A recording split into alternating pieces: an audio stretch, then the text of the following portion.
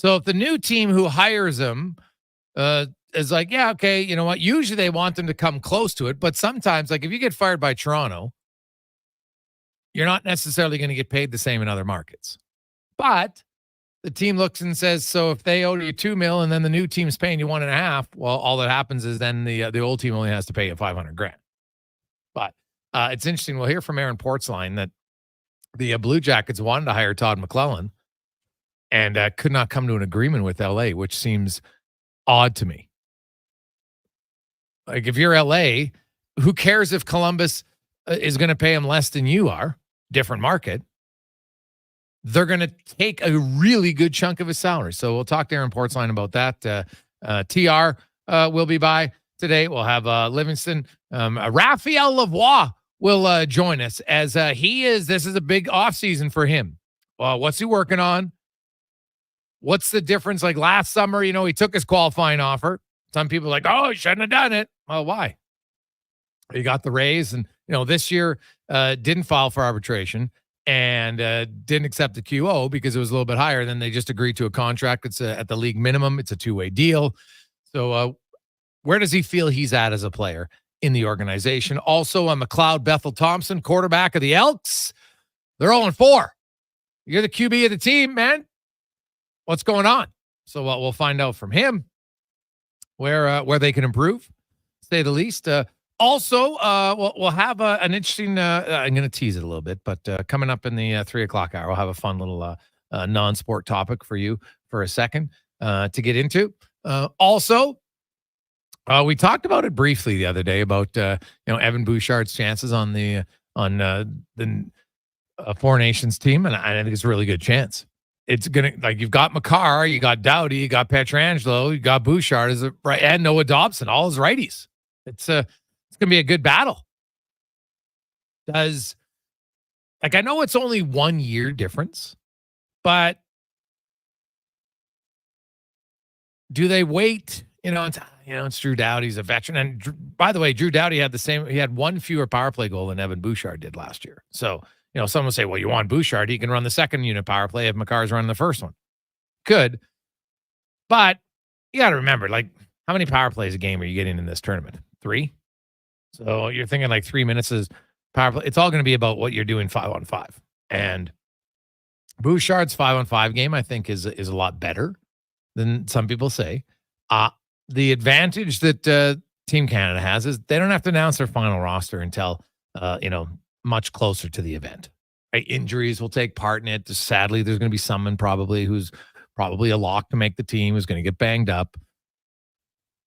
Then there's others who say they don't want Bouchard on the team because they want him to rest for the orders. And I get that, but keep in mind, it's a maximum 4 games. Right? 4 games.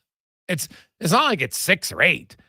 And their games are on the 15th, the 17th, the 20th, and the 12th, 15th, 17th, and 20th. So it's not like it's there's no back-to-back. It's not like it's a heavy schedule. There's only one set of games where there's only 1 day in between. So it's really not that challenging, to be honest. I think you're going to want guys to have the opportunity. If I'm the Edmonton Oilers, I'd want Evan Bouchard in that tournament. Best on best. Now, he's played in the Stanley Cup playoffs. Great experience. Played very well. I don't think he's going to get fatigued by playing 4 extra games. You could always rest him a game down the stretch if you had to, so it ends up being 3. So I don't see it being a big negative. If I was the Edmonton Oilers, I would want him playing if you feel he's good enough to make that team. So 833-401-1440. You know what we're going to do in the summer? We're also going to take on the text line any trade suggestions you have, and then we'll evaluate them. Good, bad, doable. Maybe we'll have doable, probable, no chance. And where would you come out on that? Because the offseason, it's sometimes trade speculation is a lot of fun. So we'll have a few. The orders, I don't see Edmonton right now in a very precarious position to rush to have to make a trade. I know that Holloway and Broberg need contracts. I guess anything can happen. I'd be surprised if there was an offer sheet. And the offer sheet would have to be so big for Edmonton to walk away. Because you're allowed to be 10% over the salary cap, which would be 8.8 mil in the offseason. So I don't see them being in a real tough situation in that regard. Holloway and Broberg, neither has arbitration rights. This is just the business of hockey.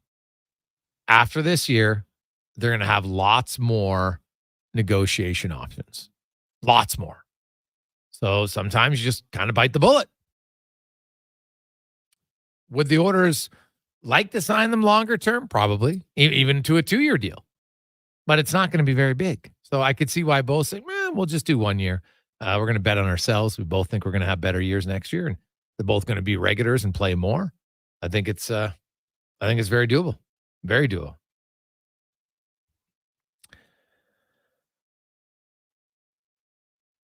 Hey guys, you don't think Broberg would sign the deal? He might sign the deal, but so let's say it's what? Well, I've seen people 6 years at 3.5, 5 years, whatever it is. Now, keep in mind though, for a if somebody offers a 6-year deal, they go though, the matching payment would actually be higher than that because they average out the total number of dollars over 5 years. So if you did a 6-year deal at 24, which is only $4 million a year, it actually has to be $24 million split over 5, right? So that puts it up to what? 4.75, 4.7, whatever the number is, 6.7. I got to do the math in my head, but somewhere around there. So we'll see. 833-401-1440. Hey, Greg, here's a trade. Nurse for Vlasic. The order saved $2.25 million in 2 years of term. Can use the money to sign Broberg and Holloway. Tony, I'll ask you an honest question. Have you watched Marc-Edouard Vlasic play hockey the last few seasons? That would be, I don't care that you save $2 million. That is such a massive downgrade in skill and speed. It's awful. Awful. No chance. First of all, Nurse has a no movement clause. But second, first, the Oilers would never make that trade. There's no benefit whatsoever for the Edmonton Oilers to make that deal at all. Hey, guys, if a player gets an offer sheet, can he turn it down? Yes, 100%, Darren. An offer sheet is essentially a contract. So you're sending a contract to a player, and in order for it to be legit, he has to sign it. You can't just force a guy, right? Hey, this guy's on a good team. He likes it. Oh, here's a contract. You have to accept it or your team has to accept it. No, it's not how it works. The team that sends the offer sheet, like Sebastian Aho, he signed that offer sheet, and it's basically a binding contract. So either Carolina pays him that contract, either Montreal would have paid him because they offer sheeted him, or the team who matches it. It's a legit NHL contract is what it is. So yes, no, the player, they have 100% choice if they could do it. Guys, I'm just kind of curious why more offer sheets aren't put out. Well, for a few reasons, guy. Because if you offer sheet a player, you're significantly jumping up their pay scale right away. Kotkaniemi is the prime example. Look at the Kotkaniemi. Now, remember, it was a 1-year deal at $6 million originally, right? And then after that, they negotiated, and he signed a multi-year deal for, what is it, 4.9, I think it is. That's where he's at. But has he ever come close so far on that contract to living up to it? No, he hasn't. Not at all. So what have they gained? They gave up a pick, 2 of them actually, and then got a player who is grossly overpaid for the production that he's giving them. So, you look at most of the offer sheets that are like good, like Sebastian Aho, the team matches because they're like, well, yeah, this is a steal. Carolina's super happy with the contract. Aho's, he signed it, so I'd assume he's happy. But the reason most teams don't do it is because now all you're doing is you're speeding up, you're accelerating salaries for players who are good players, but you don't know really. Like everybody offers she's Broberg. I don't know for sure how good he's going to be. He might be good. If I had to bet, I would probably bet if there was a line to playalberta.ca, right? And the line was 4.5. Is he going to be under that as far as 1 to 4, top 4 defenseman, or over? I would probably take the under and think he's going to be a 1 to 4. Maybe it's next year. Maybe not. Now, so the odds are, sure, but even if you look at defensemen like Cody Ceci right now at $3.25 million is the 108th highest AAV in the NHL at $3.25 million. All right, so do the math. That's that puts him in the number 4 defenseman range. And if you look at Cody Ceci's numbers over the years on his contract, he's been fine, right? Broberg, if you're going to offer sheet him, is going to be at least $4 million, maybe more. Now, nothing today other than a playoff series has he been a consistent top 4 defenseman. Now, I think he's trending that way. I would agree. And so it might turn out to be very good contract. But it's why some guys get bridge deals, some guys get long-term deals, and there's lots of long-term deals that don't pan out. Everybody only mentions the long-term deals that pan out when they want to make hey, look at this young guy. He got a great deal, and now it's worth it. Sure. But there's lots of players who don't live up to their contract and others who are right around kind of, $4 million player. Some years he's a $4 million player. Some years he's 4.5. Some years he's 3. So overall, it averages it. You're fine. But the main reason why teams don't do it is because, it would eliminate more cap space for lots of it. Because if all of a sudden you're offer sheeting Broberg and Holloway, guys who have yet to establish themselves as proven NHL players, it's just making it harder for your team to fill in guys the rest of the way. It's just very difficult. Hey, guys, I don't understand why everyone wants to trade Nurse. He's going to be an asset next season when we try for the cup again, from Jordy. Jordy, you know what? I would agree with you. Did Darnell Nurse play as well as he could have this year? No, he did not. I would wholeheartedly agree. But to just give it, to trade him for Marc-Edouard Vlasic, oh my goodness, that is so bad. Right? It's so bad. And trust me, we're getting get the people don't like Darnell Nurse. Right? That now they're saying, hey, just get rid of him. So you're going to get rid of Darnell Nurse. First of all, he's got to agree to the trade. Right? He spent his whole career here. Now the team's competitive. You think he's just going to walk away? I'd be surprised. Darnell Nurse last year was pretty good. You can go look at his numbers. He had a tough second half this year. No question. Guys fluctuate up and down. There's very few guys that are just even Steven all along or have a slight progression every year. It's hard. I get that he's overpaid. I see people always a $5 million defenseman. I'm not even bothering mention that. You can look realistically at what the numbers are, even when he struggles. And I think for Nurse, a lot of it's just look in the mirror, play to your capabilities, don't try to do more. And when you do that, you can be a very effective player. He's never going to be the player that the $9 million salary says. And that's fine. But it doesn't mean that he's just a giveaway, terrible. Oh, so now you got extra cap space. Well, what are you going to do with it? So then you're going to trade for someone else? Oh, yeah? Well, now you're going to have to give up more assets to do that. It's not that easy. So I do think it's, you know what?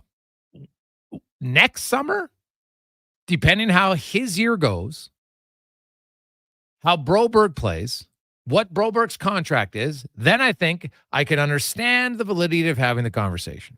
This year, it doesn't make sense. Plus, you're trading him at the low end. If you're going to trade a guy like that, you want to trade him when he's playing well.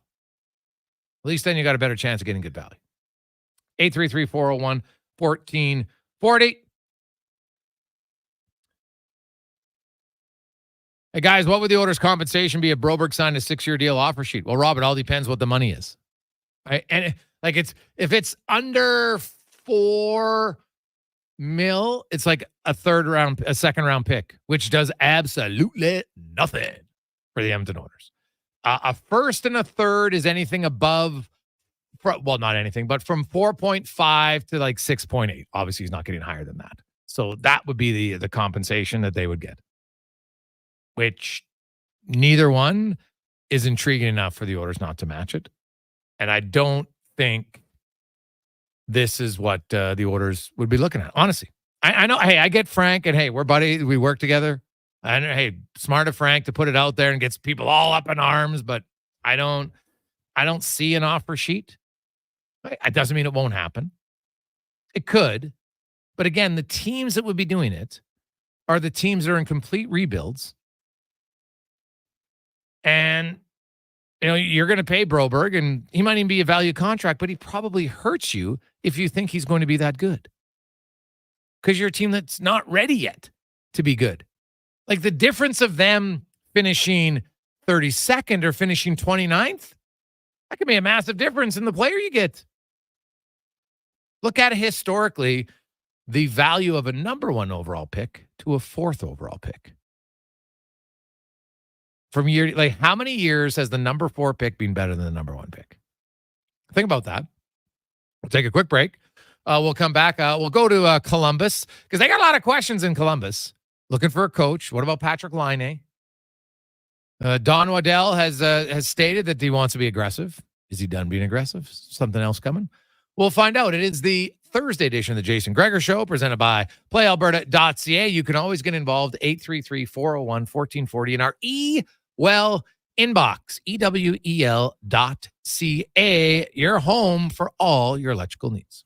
You don't work for GMC, but it's kind of like you do because you pay what we pay. GMC employee pricing is on now on all 2024 GMC Sierra half tons and Hummers. Oh, but at Wolf GMC Buick, it's even better. Get GMC employee pricing on every in-stock 2024 GMC. If it's new and a 2024 and it has that beautiful GMC logo on it, then it's GMC employee priced. Pay what we pay, but only until July 25th. Get into Wolf GMC Buick now and see the over 200 GMCs in stock. Hey, Elks fans. Jackpot! Touchdown! Get on the Elks party bus for every home game at On the Rocks for only $35. Included is a game ticket, round-trip transportation, and a prepaid Coors Light. Reserve your spot now at ontherocks.com. And OTR is your go-to for every Euro Cup game. With $5.25 Heineken. Their first major trophy. It's the ultimate football experience. Canadian or European. Only at On the Rocks. Jasper Ave and 118th. The job isn't done until the last load is hauled, and having a semi-trailer out of commission is not an option. Whether replacing or adding to your convoy, Edmonton Trailer has a huge inventory of new and used semi-trailers, trusted by logging, oil field, fluids, and freight industries. Find a trailer right for you online or at one of their 3 locations. For sales, service, parts, rental, and finance, when you're in it for the long haul, Edmonton Trailer. Legacy Heating and Cooling is still the #1 company for families who don't want to see dad in his underwear. Come on, we warned you about a heat wave a while ago, and lo and behold, here we are. So call Legacy now before the heat wave convinces dad to cool down in a kiddie pool in your front yard. Yeah, we still got air conditioners in stock, and yes, you won't have payments or interest for 1 year. Keeping dad from bathing in public during a heat wave. That's how you save your legacy. Legacy Heating and Cooling.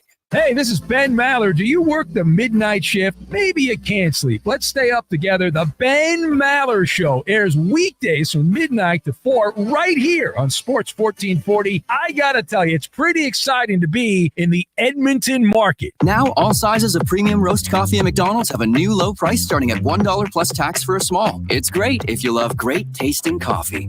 $1 small premium roast coffee every single day. Must be McCafe. Plus tax at participating restaurants in Canada. Excludes delivery. Are you an expert in flat roofing or sheet metal fabrication and installation? Albatross Roofing and Construction wants to hire you. Candidates must have SBS modified bitumen experience and valid CSTS certification. Enjoy excellent wages, benefits, and career progression. Submit your application at roofingalbatross.ca today. Hey, it's Scott from Sherwood and St. Albert Dodge. It's our final clear out of classic Ram 1500 trucks, and I do mean final. This is your last chance to get 25% off a brand new Ram truck. We still have some inventory left, but when they're gone, they're really gone. or get an iconic Jeep Wrangler with up to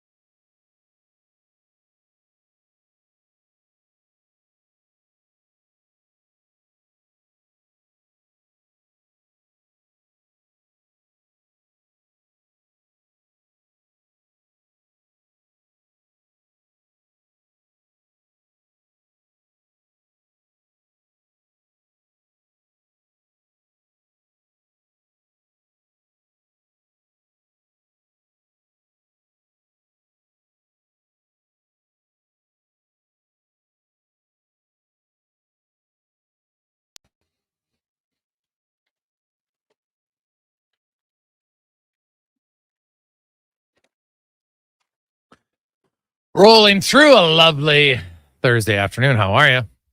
Welcome back to the Gregor Show on Sports 1440, Oilers Nation, YouTube, and Facebook. And quite the finish last night in the Colombia-Uruguay game, if you were watching that.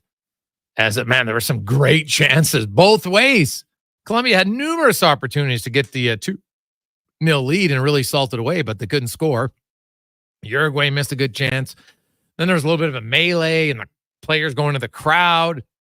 Supposedly, well, did you see the one Uruguayan player going on live TV saying this is a disaster? You know, we've got young kids, we've got family members, you got fans going after them. And now I saw the video that showed kind of the end result. I didn't know if I've never seen one yet. Maybe it's out there that had kind of the initial part. And if it's true, some loser fan is going after the family members of Uruguay players, those fans should be banned. I'm sorry. You cheer for your team. That doesn't mean, oh, now I'm going to go after Colombia's family members. Like, grow up. You didn't play. Okay, you can be happy your team won. Full stop. Like, it's ridiculous. So, anyway, it was good match. And so Canada will take on Uruguay on Saturday for third place. And Argentina and Colombia will go for the championship. Let's go around the NHL, brought to you by McDonald's. And for those of you that need a little jolt, you love your morning caffeine, maybe you like it at noon, maybe you like it at night. Well, McDonald's has lowered the prices on all of their coffees. Who does that? Everything's going up. Coffee at McDonald's is going down. Smalls are now $1. Goes from there. Only at McDonald's. As we welcome in to the show, a longtime reporter. No one's covered the Blue Jackets better than a good friend of the show, Aaron Portzline. And Port, before we get to hockey talk, man, I just first of all, congratulations to you and your kidney donor. That was wonderful to be part of the NHL awards ceremony, and obviously being the recipient, I can imagine just how emotional that was for you. Yeah, well, thanks, Jason. Always good to be with you. It was great. Really appreciate the league carving out such a spot on their award show too. And the thing I loved about it is my donor, Lindy, is not one to want attention. Mm-hmm. And I couldn't be there. So she had no choice to just stand there on that stage and take all of the attention and the approval and the applause, which was fantastic, because that's the way it should be. Yeah, it was great. It's obviously life-changing in so many ways, but it's great to see the league give a little air to that, and also to encourage people to consider donation, because you can continue living a normal life and donate one of your kidneys to someone who desperately needs one. Well, and you know, it's amazing that it was a team employee. So obviously somebody that you knew, and you know, that's when you can tell, Porty, that you know you've done things well as a human being, where people that know you are willing to donate one of their kidneys, and it wasn't a family member. Yeah, well, yeah, thanks. And it's an amazing, frightening certainly, but amazing process to go through. And then you think of that, like, I like a lot of people.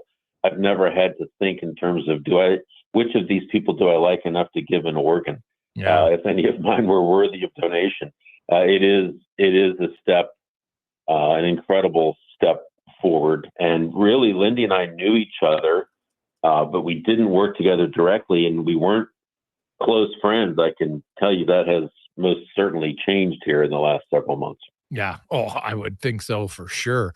Right? Yeah. I can't imagine that type of bond, especially from your vantage point. And I know you didn't want to make it about you, but this is a big thing. And you know what? There's lots of people out there that are going through the same thing and, kidney donation. And, and so I hope you don't mind if we spend a minute on it. But I just, when she approached you and said, you know what, I want to go and see if I'm a match, like, how'd you respond to that? Because I think there was a few times where people said they wanted to and they just weren't matches, correct? Yeah, there were 3 people who literally got to the final stage, like everything looked good, and then something at the very last stage turned up that made them not an ideal candidate. And to be honest with you, she did not come to me and say, "I'd like to get tested to be a match." She just went and did it. And it's all in this country. It's all protected by the health information privacy rules. So the people at the transplant clinic at Ohio State couldn't even tell me who some of the people who stepped forward were. The only time I knew that she had stepped forward is when she said, "I'm your donor. I'm your match." Wow. And I almost fell out of my chair. I can imagine just, the shock and surprise and then just the flood of emotion that someone's willing to do that for you. Incredible. Yeah. Absolutely incredible. So let's move on to the Blue Jackets. And I saw your tweet about how the Blue Jackets and the Kings, it's I don't understand it, Aaron. Usually if a guy gets fired by a team, then a new team wants to hire him. And even if the old team was paying him, let's just use a round number, $4 million, and Columbus is like, we're going to pay him $3 million. So that means the Kings are only on the hook for $1 million. What was the snag here? Did the Kings feel like you're only going to hire him if you pay him the full boat? Well, so to be honest with you, it's unclear if the snag was between the Blue Jackets and the Kings, or if it was between the Blue Jackets and McClellan. Oh, okay. One of those negotiations has to go first. It's the 2 teams. The league insists that a coach by the new employer be paid, quote, fair market value. Yes. Now, that's a different number for a different franchise in different cities, of course. But I think the assumption from most places is that the new team is going to pay at least half, maybe more of the promised salary for the final year of that contract. So that could have been a sticking point. The Blue Jackets got John Tortorella for 4 years on a discount from Vancouver. If you remember, he signed that 5-year deal and was only there for a year. Yeah. Columbus took him on. So I think they really liked that setup. And then there was a little snafu when Tortorella coached out of that contract and into a new contract, and they had to start paying full freight.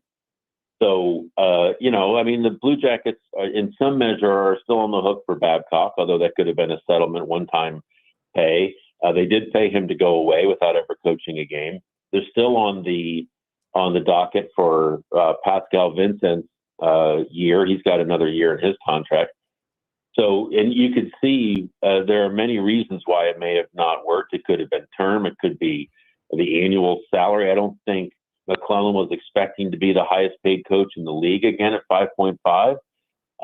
But that could have been an issue. It could have been an issue too that he wanted to bring a number of assistants with him, and the Blue Jackets weren't excited by paying their current assistants who still have contracts to not work for a year too. So there's many, many different reasons it could have fallen apart. And the other thing I'll leave you with is they might rekindle talks with McClellan too. I've been told that it's not necessarily dead. That just the first wave of hoping to get to a deal didn't materialize. Aaron Portzline joins us. So Aaron, who are some of the other names that you feel are down to the wire here in Columbus? Well, they would be familiar to Edmontonians for sure. Jay Woodcroft is one. Dean Evison is the other. Okay. I think those are the only 2 confirmed. There may be another, but I don't think so. The one guy that people here wondered about, 2 guys actually, Jeff Blashill, formerly of the Red Wings, now an assistant in Tampa, was contacted by the Blue Jackets, was not a finalist for the job. And Gerard Gallant, a former Blue Jackets coach, his first NHL head coaching gig was here in Columbus, has since gone on to Florida, Vegas, the Rangers, was not contacted or interviewed for the job. So best I can tell is it's down to Woodcroft and Evison, with the possibility of them rekindling talks with McLellan if that's possible. Which one do you think would be a better fit for the? It's hard to say. I think you look at Woodcroft and think younger coach, and this is a team with a ton of young players. But just because someone's young doesn't necessarily mean that they get along better with young players or are better teachers than others. I think both of them would be fine choices. They're looking for someone who has experience behind a bench, somebody who is a good coach in terms of setting standards and demanding accountability. I think probably Evison is a guy that is probably further entrenched in that capacity than a younger coach like Woodcroft. But I think both of these guys have pretty good arguments for the job, and there's no shortage of interest in this job either. Both of them have articulated a strong desire to take it on and be the guy that maybe gets Columbus up and over the hump. So whenever the new coach comes in, I'm sure, and maybe even before he comes in, one of the questions they have is Patrick Laine. Is he going to be available? We know he asked for a trade.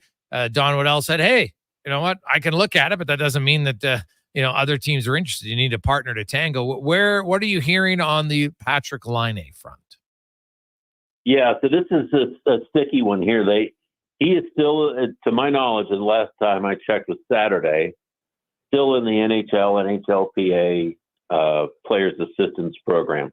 Now, he can be traded out of that. He can be. But as Don Waddell has told us, the teams that are interested in trading for him would like to speak with him first. Okay. Where is his heart? Where is his mind? And they can't speak with him, and nor can the Blue Jackets while he's still in the program. Yeah, okay. They've been saying for a month now that he is any day now going to be cleared. I'm not sure how they know that. That's probably coming from his agent, Andy Scott. Yeah. But until he's cleared, I think it's a hard enough contract to move straight up anyways, maybe impossible.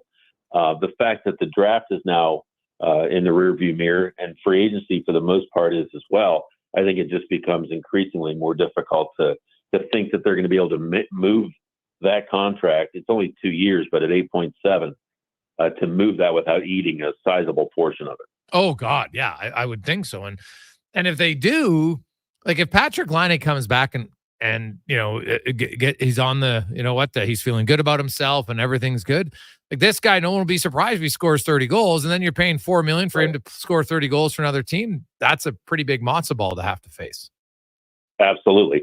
And I will say this, the desire that Patrick Laine has to be traded, it is a mutual decision. I think the Blue Jackets feel the same way. It just, for whatever reason, it has not worked here. He's not looked anything like he did early in his career with Winnipeg when you were afraid of that shot. That shot was a lethal weapon. The weapon rarely has come out in Columbus. Now, he's put up some points.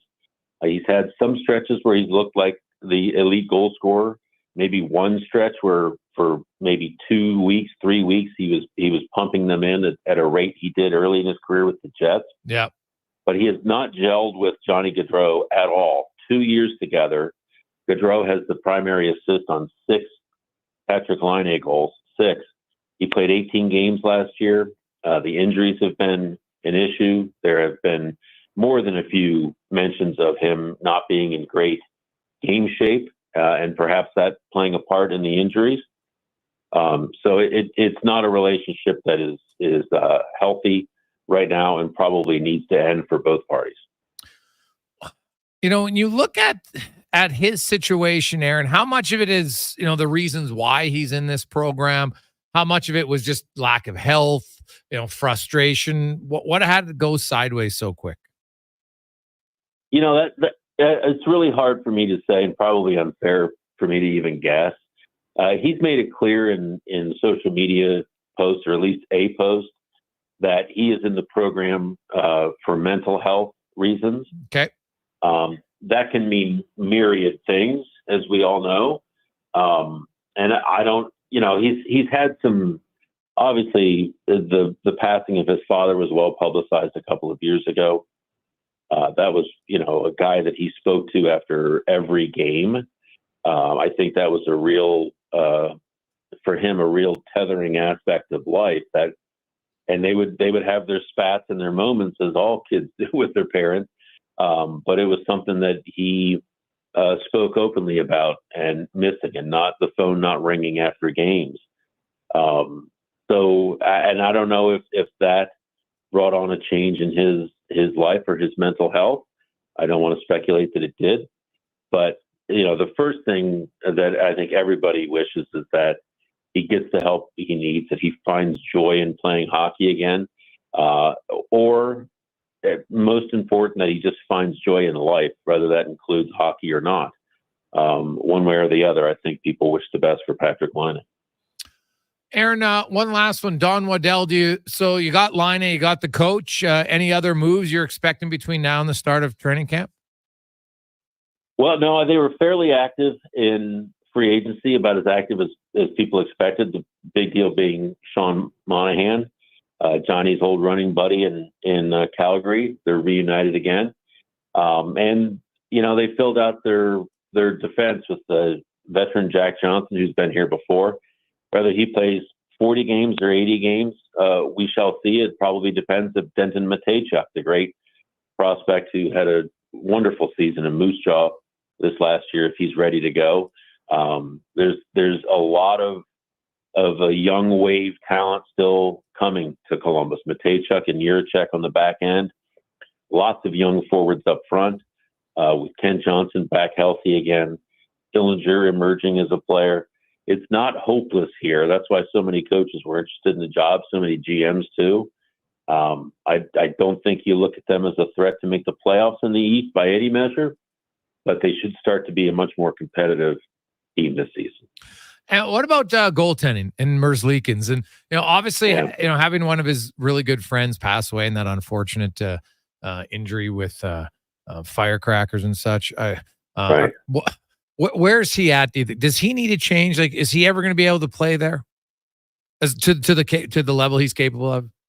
Yeah. I mean, I don't want to say that the last couple of years are beyond him, but he's not been nearly good enough at all. He was better last season than he was the year before. Their defense has not been even close to average, so that's got to improve. And that's not just the defensemen, that's the forwards as well. Just not a responsible defensive team. Don Waddell, in one of his early interviews, was very frank. No one's trading for that contract. 3 years remaining at 5.4. No one's trading for that based upon how he's played the last couple of years. A buyout is 6 years. That's not happening either. So they have to rehabilitate this player from a play standpoint. And the best way to do that is to improve the play in front of him. And he's going to be pushed this year as he was last year by Daniil Tarasov, the young Russian goalie who finally stayed healthy last year. The Jackets have another kid who's done nothing but pass every test they put before him, Jet Greaves, who had a great run in the AHL playoffs this year to the Eastern Conference Finals. So there's some talent there that's percolating to the top. But I would suspect if Elvis ever gets back to the place that he was a couple of years ago, the first good offer will get him, because there's a desire to move on from him as well. Well, it sounds like Don Waddell, who's never afraid to make a trade. We'll have a few options. Obviously, I think number one will be put the coach in place. When you talk to Don, does he have a deadline for this? Would he like to get it done before the end of the month? Does he want to get it done by the 15th? So maybe you can have a little bit of time away. What's the plan? Well, honestly, I think they wanted to have it done well before now. I think that they shot for last day, or even failing that this previous Monday. And the McClellan thing has sort of recalibrated talks here. I wouldn't be surprised if it comes down tomorrow. I don't think they're on the verge of anything, but if McClellan is not the guy and they're down to two other guys, I think it will move pretty quickly. Porty, always good to catch up with you, my man. Happy to hear that everything's going well on the personal note with the kidney, and glad to have you back on the beat, man. Awesome, Jason. Thanks so much. Always good to be with you. You betcha. That is Aaron Portzline, beat reporter for the Columbus Blue Jackets, and yeah, the biggest story around Porty this year is that one of the Blue Jackets team employees offered to donate a kidney for Aaron. He has he had a rare disease that's genetically, it runs in their family, and he was on dialysis, and now I got the kidney transplant and won't have to be on dialysis anymore. So that's a bit like, that's an interesting question. Who is someone that if you found out, like outside of your family and like your best friends, like they knew each other, but like as Aaron said, like they weren't super close. They are now. Would you do it? Like, and you know what? You can't hold it against anyone who doesn't do it. So I'm not here to say, oh, look at the people that will do it, and say, oh, look at those people who won't. Like, I'm not sure I would. I've never thought about it. I have a ITP, so anything that's blood related, I couldn't do it. It's like I can't get blood anymore. So, but it would be. Like, that's a real big decision. Now you can live and survive for a long time, but have no issues with only one kidney, as long as there's not any problems. So, but that's a big commitment, man. Like when you think of gifts to someone, Con man, it's tough to top that. Yeah, kind of a lifetime of gratitude when it comes to giving that one up. Yeah. Like I'm sure there's people out there listening right now that have had a kidney, heart, transplant donation. I've watched because the one thing I'm kind of a sucker for is when they show you those videos of people meeting the person for the first time who donated to them, or sometimes you have somebody who passes away, and they have a young teenage son or daughter who passes away. And they donate their heart to someone else, right? And then you have the parents, they meet that person and they hear the heartbeat, and you're just like, oh my God. Oh yeah, that gets me every time for sure. That would be very emotional, man. Very emotional. 244. We got a lot. I'm giving Roland a huge props for a trade offer that he suggested today that really makes me go, We'll see what you think next on the Gregor Show, presented by PlayAlberta.ca. It's cracking at Cattail. Maybe you've got the next tiger on your hands. Cattail Crossing offers young golfers Operation 36, a program to improve their growing skill set with other golfers their age. To register, email proshop@cattailcrossing.ca. You adore your Audi, value your Volkswagen, baby your Beamer. But some of that love fades when repairs take several days and tons of cash for the dealership to do their magic. Let Cochran's Automotive rekindle the flame. They'll professionally repair your import, usually in one day. Audi, BMW, Mercedes, Volkswagen, Honda, and Toyota. Cochran's Automotive will return her to mint condition. Open at 7 a.m. Let Cochran's Automotive repair your automotive air conditioning before things heat up. Cochran's Automotive, 780-452-5001. Move Water is your one-stop shop for all things water. From freshwater to wastewater, we've got the pumps and solutions to keep your water moving where it matters most. Move Water, your water solution experts. Visit movewater.ca today. You've got a go-to coffee spot, a trusted barber, even a lucky game day jersey.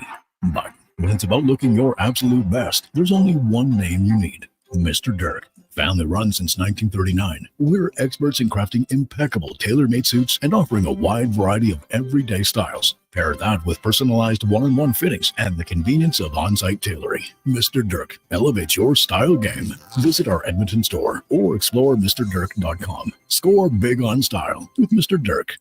The Toronto Blue Jays are on Sports 1440. Every weekend, catch all the action with play-by-play announcer Ben Schulman. The Blue Jays, this Saturday and Sunday on Sports 1440. Edmonton's home for all things sports. Be Melon Jolly, not melancholy. Summer is ripe for fun, and some Booster Juice bestsellers are back in season. Watermelon smoothies, including the refreshing Watermelon Wave, a berry burst of strawberries, raspberries, pomegranate, and vanilla frozen yogurt, and fan favorite, Watermelon Explosion, a refreshing burst of bananas, mangoes, and pineapple, both made with watermelon sorbet and probiotic yogurt. All of the watermelon, none of the seeds. Visit a Booster Juice near you today or download the Booster Rewards app. The Junior Prospects Hockey League is entering its third season of gameplay. The JPHL now offers academic and athletic opportunities in the 14U, 15, 17, and 18U age divisions. All JPHL games are broadcast live on Silent Ice TV with a showcase-style game schedule and high level of travel and accommodations for its team, staff, and players. To learn more about why the JPHL is the fastest-growing elite hockey academy stream in Western Canada, visit juniorprospectshockeyleague.com. I'm Colin Livingston, president of Cantork. Since 2016, we've been at the forefront of hydraulic torque wrenches in Canada. I'm delighted to share our latest venture, in-house production for quicker turnaround, superior quality, and heightened versatility. Experience excellence at cantork.com.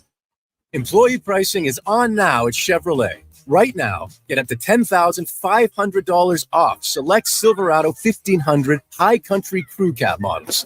With an available 6.2-liter V8 engine and standard Chevrolet safety assist, including forward collision alert, getting out of the city and having a nice, quiet day on the beach is easier than ever this season. Doing good. You came up on here, Gregor? Ask your Chevrolet advisor for details.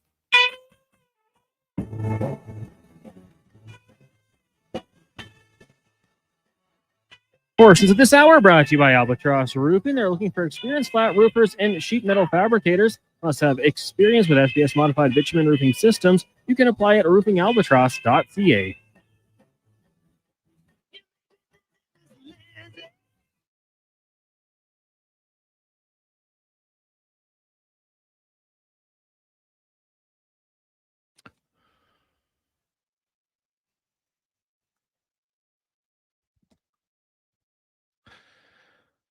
$2.49. Welcome back. Jason Gregor, Connor Halley with you on Sports 1440, Oilers Nation, YouTube, and Facebook. As always, the Gregor Show presented by PlayAlberta.ca. And we welcome to the show. He's so excited. He's coming on early. Terry Ryan, former NHLer, two-time author. Of course, stars as a Hitch on Shoresy. They just wrapped up season 3, season 4. Season 4 being announced yet officially, TR? I don't think it's been announced, but it's a poorly kept secret. Yeah, I'm leaving shortly. Everything's pointing towards leaving and getting things done in maybe August, early September sort of thing. Okay, I like it. How close did you watch the Canada-Argentina match? Oh, I watched it all, every second of it. And your thoughts? I don't. A lot of people were down on them while the game was happening. I could hear and then afterwards people going, well, at the start we had a chance or two, but clearly exactly what happened. We were outmatched. I thought we did okay for what people thought on a world level was going to happen. I thought we were all right. And early on, what's his name? Schaffelberg, I think is his name. Yep. There's a lot of people were down. He took a couple shots and missed, but I'm like, just put yourself in that position. You're going down on arguably the best defenders in the world. Just the fact that they were creating some chances, because you knew, I was surprised early that Canada created anything, to be honest, and they did. And, there was a letdown. And the first goal, I think it was Alvarez is his name. I could be wrong by a letter or two. But to me, that was just I know it was a bit of a breakdown, and there was a switch right before that took place probably at the wrong time. But that pass was incredible because, you had to put a little bit of bend on that. If you just laid it in front of him, he wouldn't be able to take it down. You had to bend it in between the two defenders. I thought it was a sensational pass. No one really spoke much about it. Yes, there was a breakdown, but God, give the guy some credit. And then, the goal here, he had it. So that's rough. Messi's goal. I mean, how does he get that open? I know, but it's going to happen here and there.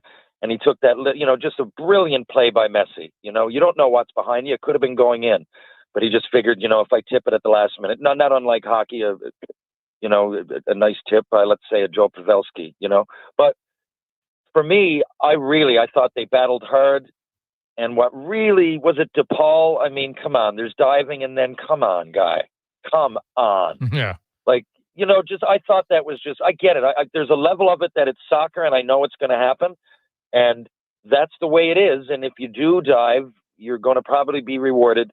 But I just think staying down and all that drama, come on, you're playing Canada, buddy. You should be winning 5-0. Get up and get going. I would have elbowed him at the end of the game. But other than that, I thought it was an okay performance, more than okay. Thought we did ourselves proud. I think the world is looking, and it's great timing. Timing is often really important, no matter what you're doing. And with a big year in 2026, and only be able to build on that. And there's been so much turmoil off the field, it seems, with Canadian soccer, that I thought at the timing of all this was fantastic. And I'll be tuning in tomorrow. I'm excited to see if they win tomorrow, then I think it's already a success. But I think that will definitely magnify how quick we've become, a contender. I won't say a World Cup favorite, but we're winning. We're winning games against teams that matter. Well, I look at that Saturday game against Uruguay, and I agree. I think that's a huge opportunity. Just to be in the, to play the maximum games you could in this tournament is great, right? And every new match creates an opportunity, but there is something to be said. Like, Uruguay's been a really good nation for a long time. They're right in that match against Colombia, although Colombia was down a man early, and Uruguay, I'm sure that they'll be kicking themselves that they couldn't penetrate more often against a shorthanded Colombia. But I look at Canada and they say, hey, you know what? You got Suarez. Like, they got some pretty elite players on Uruguay. And, I'm curious, how they respond after going into the crowd. Will there be any suspensions? We'll see, or not. I'm guessing maybe not. But I do think it's a real big opportunity for Canada to just kind of play, hey, you know what? We're here. And I really think it's important if they could score a goal tomorrow on Saturday. Yeah, that would be huge. If anything, I was hoping for that against Argentina, as we all were. But I like that they came at them, though. For an underdog would often sit back. I remember a few years ago, it was probably 2 World Cups ago. As you get older, time kind of slips away. But I remember, I think it was maybe Germany, France. Or it was a game whereby France was way favored, and the underdog just sat back. It might even have been like Iceland or something like that. But they sat back and sat back and sat back, and it went into penalty kicks. And we could have gone for that, but we didn't. We immediately attacked. And I really liked that. It showed that our guys weren't saying, we're lucky to be here, let's figure it out. They were going, you know what? We should be here. Yeah. We earned it. We were here like anybody. And they didn't play like a team that was afraid or timid. They played like, in some of the game, took risks that were probably uncalled for. But I saw a confident team. And as a soccer fan, and especially now with my daughter playing, we watched that together. Watching it as a parent with your daughter, I mean, for me, I was proud of Canada for a lot of reasons. Terry Ryan joins us. TR, we had Aaron Portzline on earlier. The Columbus Blue Jackets are looking for a head coach. He couldn't get the exact pinpoint of kind of what fell through in the negotiations or contract talks with Todd McLellan, but it's being put aside, at least for now. There's Evison, there's Woodcroft. He says there's maybe a chance they circle back to McLellan. So out of those 3 coaches, who do you think would be the best fit for Columbus? Goodness, that's a great question. Well, what do I know? I have a soft spot in my heart for Woodcroft because I don't think he's a bad guy. I don't know him personally. I'm just watching as a fan. The Oilers, and of course, Knobloch was great for them and definitely locked them in and sent them and should, get all the flowers he deserves. I just thought the Oilers were floundering, but, they also were getting bad breaks. I think he's a better coach than that record at the beginning of the year would probably say. But I heard a lot of players talk positively about him. You can't say that about every coach. Not every team needs that. But I think if I'm Columbus, there's a whole lot of negative aura around that. I think they just need someone that's been there recently. I guess all three could tick that box, but that's been there recently, that definitely gets along with the players, that probably could have been in the league last year. Young, has a vibe, fairly young. There's a soft spot for me there. I think it's three good choices, but I don't know. If it's me, yeah, I lean towards Woodcroft. Woodcroft. Okay. I look at Columbus, and they're going to have to be patient, right? And it would be a very different team for Woodcroft, because obviously Edmonton had elite level talent at the top end. And, I think any coach, everyone I've ever talked to, there's lots of things they learn along the way, good and bad. And, there's things that you'll do different, things that you've learned. And I thought probably the best thing for Woodcroft was to take a whole year off, I think, in hindsight, because, it's just better. He's getting paid, so financially he's fine.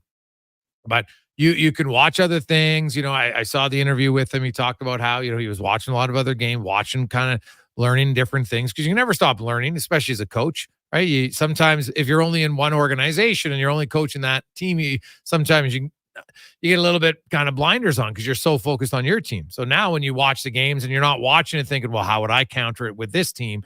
It's more like, what are they doing? So that could benefit him. So I'm kind of curious to see. I would agree with you. Him and Evason, very different personalities too as head coaches. And I think that's where it's going to come down to for Don Waddell, right? Like Evason's definitely more of a fiery guy. Do they need that right now, though? Yeah, exactly. I'm not sure. They need to get the ship. Like Woodcroft kind of reminds me of Martin St. Louis. Like I think it seems to me he gives off a vibe that he works well with players in general, but younger players, and probably takes the approach that, there's something to be said for Evason, but I just think right now they just need someone in there to be just a positive personality, bring the team closer together. I don't know if fiery is what you need right away there, and lots of teams do need that.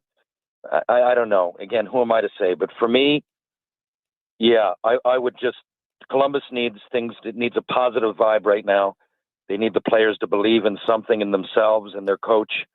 And I think the way he approaches it might be a little bit more of a unifier. TR, Thursdays we do trade suggestions from people. So here's one. So Cody Ceci, Bo Akey, who is orders a young defenseman they drafted, offensive guy, got hurt last year and only played 14 games, had 9 points. And Matt Savoy, who they just acquired, for David Jurasek out of Columbus, who, of course, was the 6th overall pick. He's a right shot defenseman. 2022, he's played 47 NHL games. Big man. So obviously they're valuing him high. He's a young defenseman, right, who's been in the NHL. He's 6'4". So you give up a really good young prospect in Savoy, another one in Akey, and then, you shed some salary in CC. Would you do that if you were Edmonton, or is Edmonton better off not going younger at this point on the blue line? I'm really excited for the Savoy experiment here, but I think in this case, being that it's a big right shot and obviously a good player, possibly a great player, high pick, I think that's really attractive to me. Like that has the possibility to pay off better than anything else. And CC, you know what you got. Savoy, that'd be the tough part for me. But yeah, no, I'm going with. I would make the trade. I definitely would. But that's a hard commodity to come by now. For whatever reason, right shot defensemen, especially big guys that have that much of a ceiling. I think I'd do it, my friend. Do you think Columbus would do it? Oh, do I think Columbus would? Yeah. No, because I asked both sides. I always like to ask both sides. Do you think Columbus? Yeah, might work for them too. Yeah, I mean, I wouldn't, in any normal circumstance, I wouldn't be looking to get rid of a 6'4" defenseman that shot right. But in this case, yeah, CC is very reliable defenseman. He's got all kinds of experience, and now, coming off Game 7 of the Stanley Cup, you got couple of prospects that, Savoie's going to be a scorer. It's somebody, I think Columbus probably will give him that opportunity quicker and less pressure. It's a good situation for him if he came into that. I think that works for both teams. Awesome. What do you think? Would you do the trade if you're an Oilers fan? Ceci, Akey, Savoie for Yurchuk. That comes in from Roland. At least it's one that it's not like an instant. No, you can't do that. Now, would you do it for either side? That's always a question. One side might say, "Oh yeah, I'd be interested," with the other side. So young prospect in Savoie, who's pretty highly touted prospect, 2 points a game guy. Bo Akey, who really very smart, offensive minded defenseman, smaller though. 19. So a 20-year-old, 19-year-old, and then Ceci for Yurchuk. 833-401-1440. Let's get to the Con Man, a Sports 1440 update brought to you by the Hockey Heroes Society. And they are teaming up with the NHL alumni. They've got a golf tournament, gala dinner. The dinner is on Friday, the 6th of September. The golf goes on the 7th. And if you want to register your team, go to hockeyheroesgame.com. TR is going to be there, so he'll be entertaining you, to say the least. It's going to be loads of fun, and you raise lots of money for Hockey Heroes, which get kids just playing in any sort of sport. Otherwise, they wouldn't. So hockeyheroesgame.com.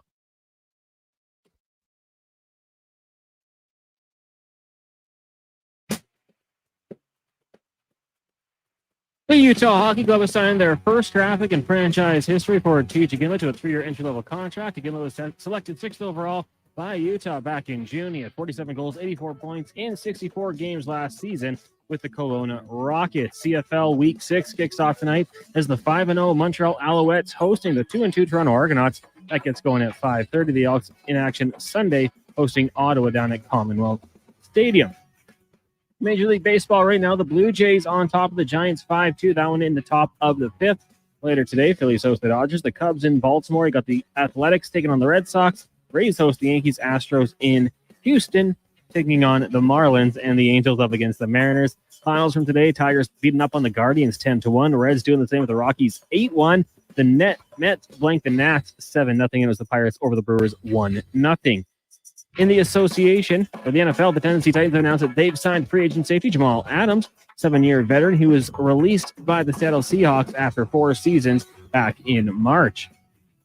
In the WNBA, just one game tonight. Angel Reese and the Sky head to New York, taking on the Liberty.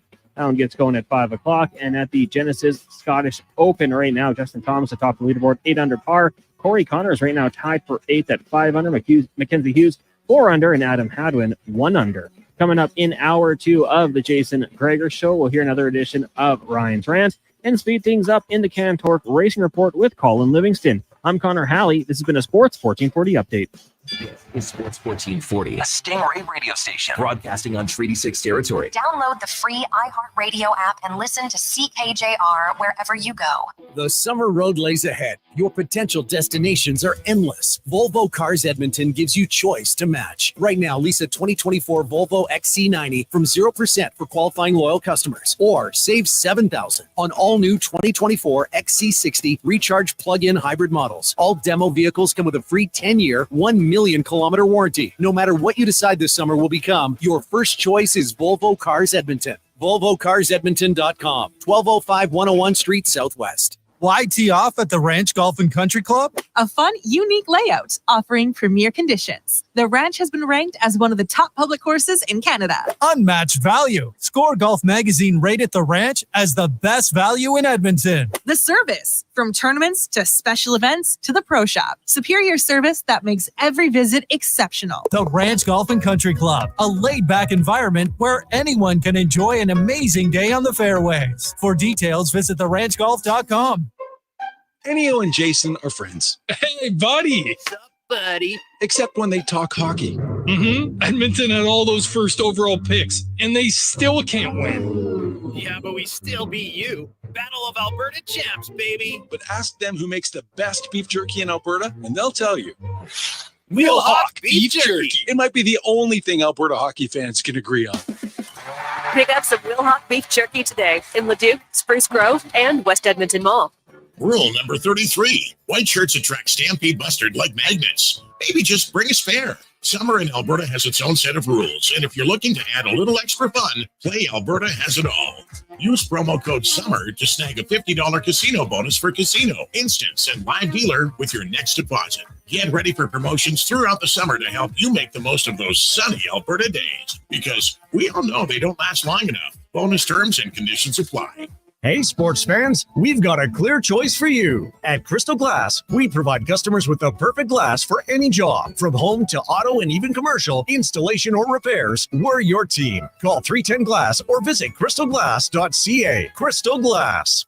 Albatross Roofing and Construction has immediate job openings for skilled flat roofers and sheet metal fabricators and installers. If you have SBS modified bitumen experience and CSTS certification, they want you. Get a great wage, benefits, steady work, and upward growth. Apply at roofingalbatross.ca today. The Bricks Appliance Super Sale is here for all your home outfitting needs. Check out amazing deals on all major appliances, like chest freezer starting at just $199 and washer and dryer packages for under $1,500.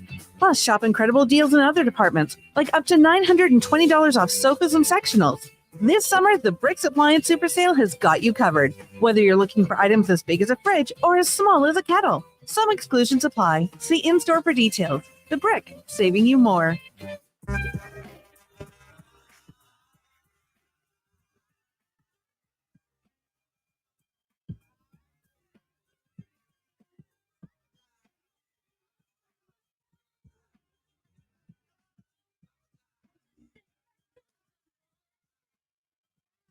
Here it is, a cool, slightly transformed.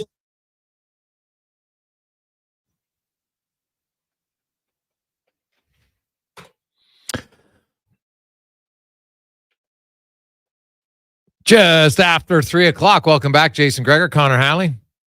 Terry Ryan with you on Sports 1440, Oilers Nation YouTube. The Gregor Show is always presented by PlayAlberta.ca. It's Thursday. Gosh, I just like saying it, a grand a day for life. Yeah, the Daily Grand. Get your tickets today, and you could get $1,000 a day for the next 20 years.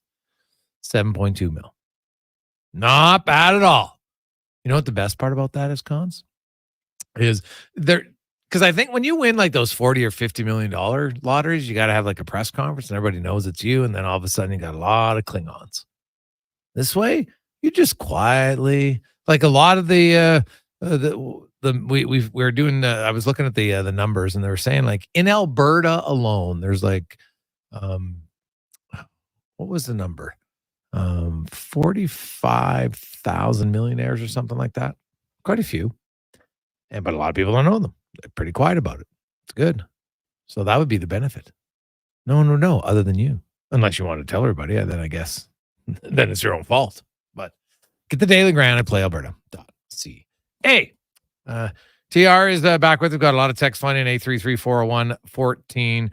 All right, guys. Now that's an interesting one. The Savoy part makes me think twice, but if you could pull off a different prospector at first, I'd do it in a second. Well, hey, no, we're not changing it. It's either yes or no.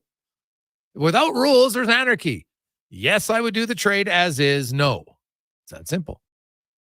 Right? TR would do it. And, hey, David, it's basically comes down to, where do you value Jiricek and his development, Matthew Savoy and his, what you think Bo Akey's going to be. Right? And Cody Ceci is a legit NHL defenseman. So Columbus, you know what? You're getting a veteran NHL guy. You got a young team. Sure, he's only got 1 year left. Could probably maybe re-sign him. You're getting a young prospect in Savoy and a young defensive prospect in Akey. The Oilers get David Jiricek, who's a big, hulking 6'4" right shot defenseman. He was the sixth pick in 2022. A lot of people are high on him. So we'll see. It's a good one. It's just a trade proposal. There's no rumors. It's nothing out there. We're just a trade proposal Thursday. Yay or nay, Oiler fans? Would you do it? It's very simple. Yes or no? 833-401-1440. I would do that trade. I would not do that. Now, you can explain why, but don't say, well, if I can get this or that. No, we're only talking this trade. Would you do those four pieces? Straight up. You want to make ones that make you think.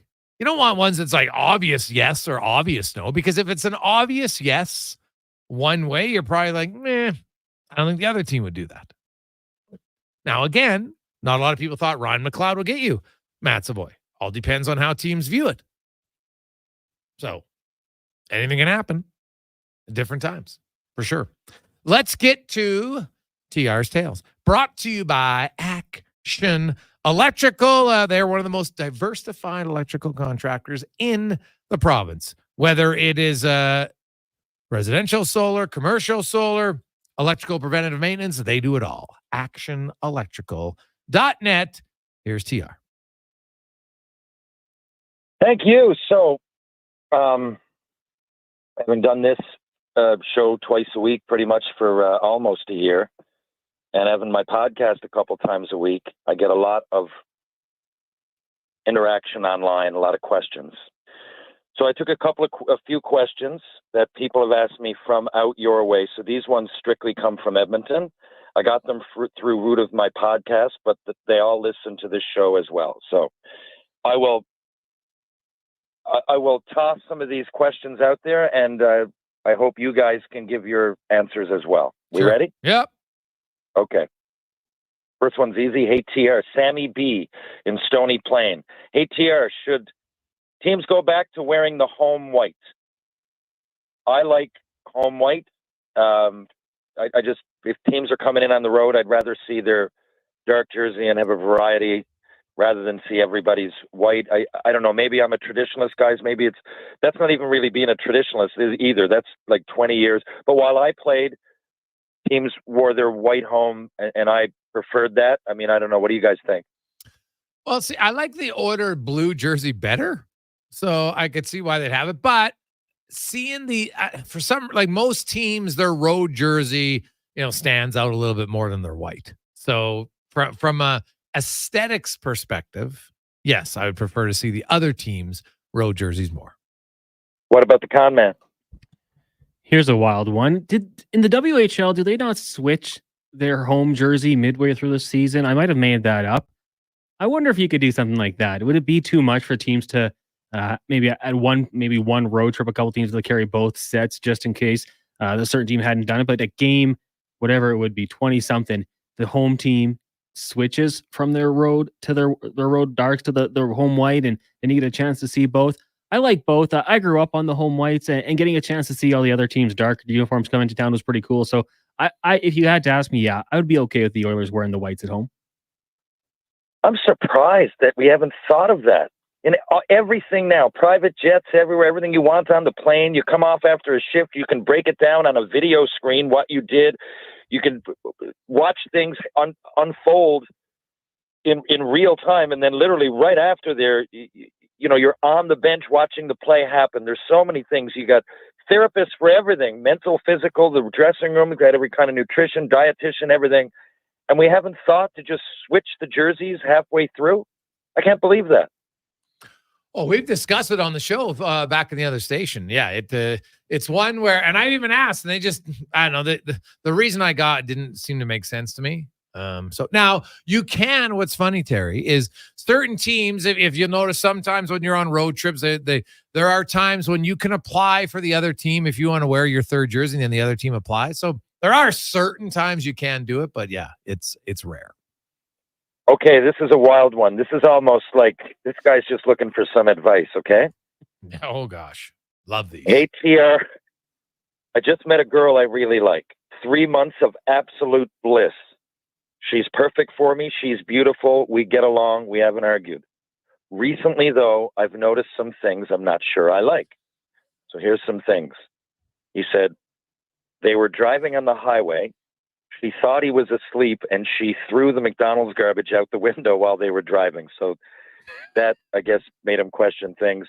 He said he's never seen her brush her teeth. Now, I don't know what to think of that. Are you hanging out with her in the bathroom? But does he know? Is he saying, like, trust me, she doesn't have a toothbrush? I don't know. I haven't seen a lot of people brush their teeth, but I wouldn't think to complain about it if I don't follow them into the bathroom. Anyway, he says he thinks he saw her steal a can of soup on a grocery visit. He's 90% sure she slipped it in her jacket and didn't say anything. I don't know why he wouldn't just bring that up at the time, but whatever. And then his final thing, he said her favorite band is Creed. Signed Frankie in Innisfail. Oh gosh, I got a lot of suggestions here, TR, but you go first. Please unload them because he didn't describe. All he says is that it's bliss. Like I don't have a picture of right, but I guess he loves her. But honestly, the littering of the bag of food, like if you want to throw an apple core out the window, it's biodegradable. I'll be like, I might not love it, but I'll get to it because I've thrown an apple core out the window. But like, littering is like my top. I hate it. Litter bugs and people who don't pick up after their dog. There should be a place in HE double hockey sticks for you. Okay, it's the worst. It's the epitome of lazy. I hate it. So because it's like, so to me, it shows she has a bad size. She's just trying to hide it from him because he said she thought it was asleep. And so the not brushing her teeth just makes me laugh. But the fact that he thought she was a shoplifter, like, why would you have just like bumped into her and be like, hey, what's in your jacket? Right. And be like, hey, like, do you have a stealing problem here? Like, is this something? Because if you're at the grocery store and she bought everything else, but she stole the one can of soup, does she just do it for the thrill? Yeah. That's what I would like to know. That's it. That's the two things you said. Yeah. I'm like, the fact that she threw like that's tough to get over anyway in this day and age. Like it's a real faux pas. It's a big one. And there's no need for it. You're in a car. Just wait till you stop. And then thinking that he's asleep shows that, so what other tricks does she have up her sleeve? You know, like what else? She's putting on a front for you, which might be great, but you're in love with the fake person. Yeah. Frankie, I would cut the cord. Or at bare minimum, I would ask her, like, why did you litter? And then see it because she says, no, I didn't. Well, then now she's a liar, so it's easy. Cons? What do you think, comment? I mean, I think since everything else is so good, you got to keep it going. But I would be testing some other things, like go to the grocery store, suggest not returning your cart, see what her answer is. Go to a fast food restaurant, stand up first without taking like your stuff to a garbage, see what she does. If she grabs it, maybe there's some redeeming qualities. But I think you got to do some test franking, find out what else will she really do. The relationship test. Yeah, because like the brushing your teeth, hey, you're on the bathroom together. Maybe stealing, but the littering one, that's not cool. I'm really questioning her musical choices too. Like favorite band? Come on. Her very favorite band. Like, if you have a favorite band, that means you've heard multiple bands. If you've heard any multiple bands and the one that stands out to you as being the best is Creed, I don't know. I think I got to question that too. 100%. Like I don't know if we're going to be able to get along here. If that's who you're picking, your all-time choice. You've heard the radio's been on in the background. I don't care how much you're into music. You must have heard songs I don't care. If Creed's your favorite, then I suppose it's showing a level of taste that is very questionable, to say the least. Okay. We're all in agreement, but I love Conman's answer, really. I didn't think about that. The old test. Yeah. The relationship test. Yeah. A series of tests. Yes. Smart. Okay. Hey, TR. Will Bronny James play in the NBA this year? I'm thinking, obviously, there's a lot to unpack here. Bronny, I don't know.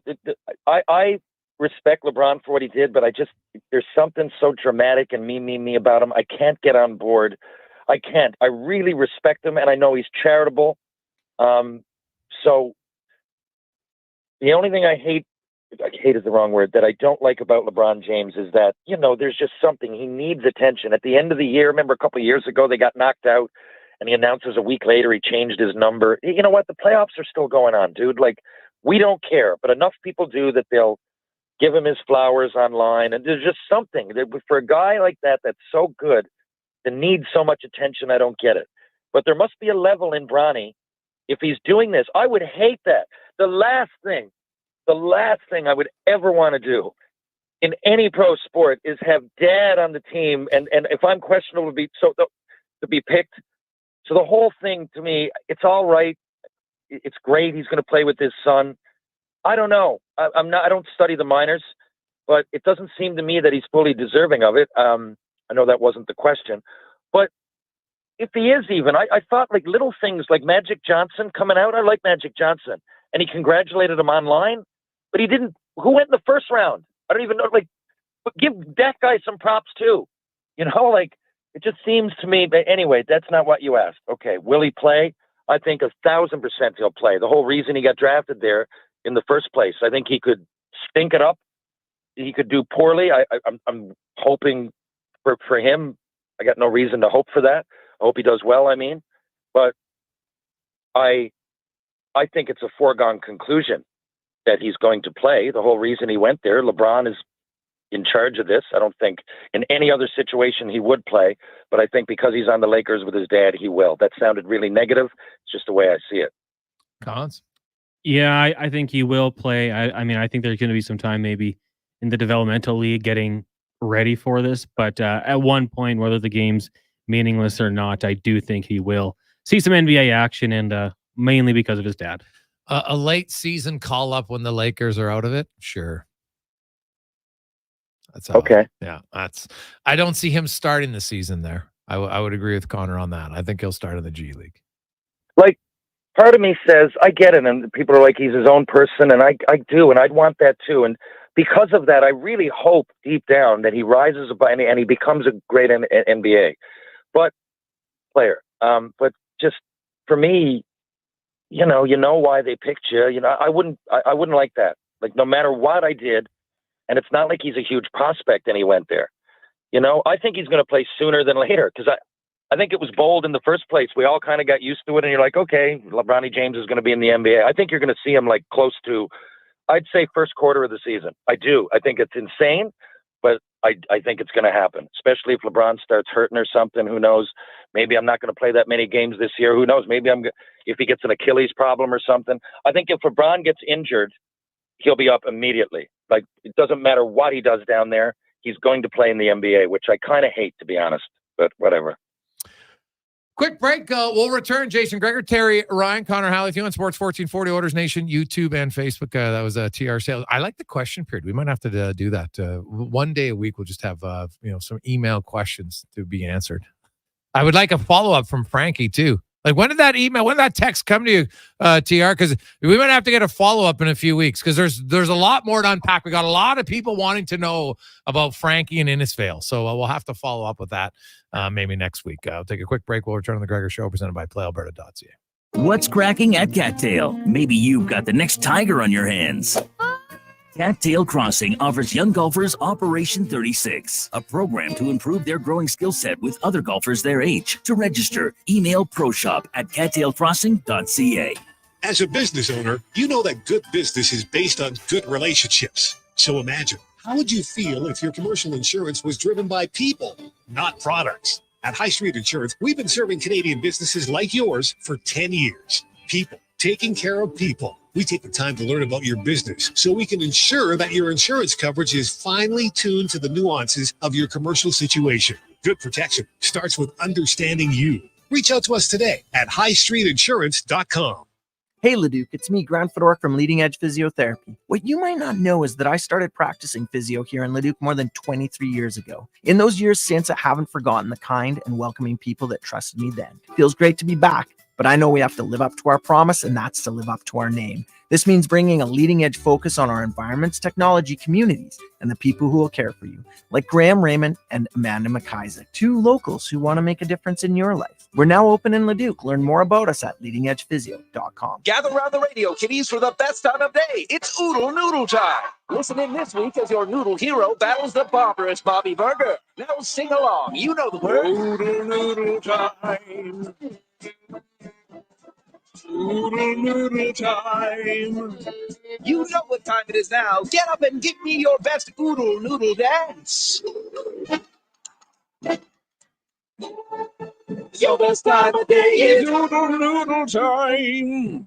Excavators, loaders, lifts, compaction equipment, and more. Find the XCMG construction equipment you need. Available for rental or sale at Japa Machinery Group. Japa, helping build Alberta from the ground up for 50 years. Visit japamachinery.com.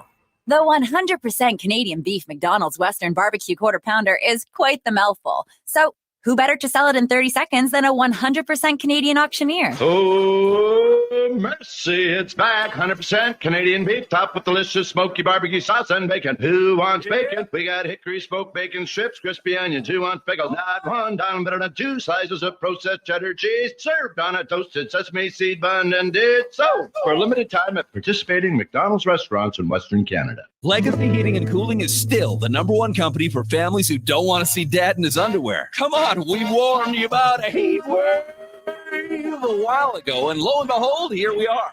So call Legacy now before the heat wave convinces Dad to cool down in a kiddie pool in your front yard. Yeah, we've still got air conditioners in stock, and yes, you won't have payments or interest for 1 year. Keeping Dad from bathing in public during a heat wave. That's how you save your legacy. Legacy Heating and Cooling.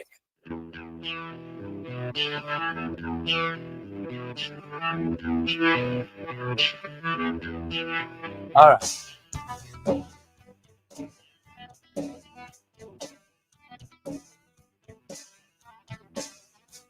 The blue on the street.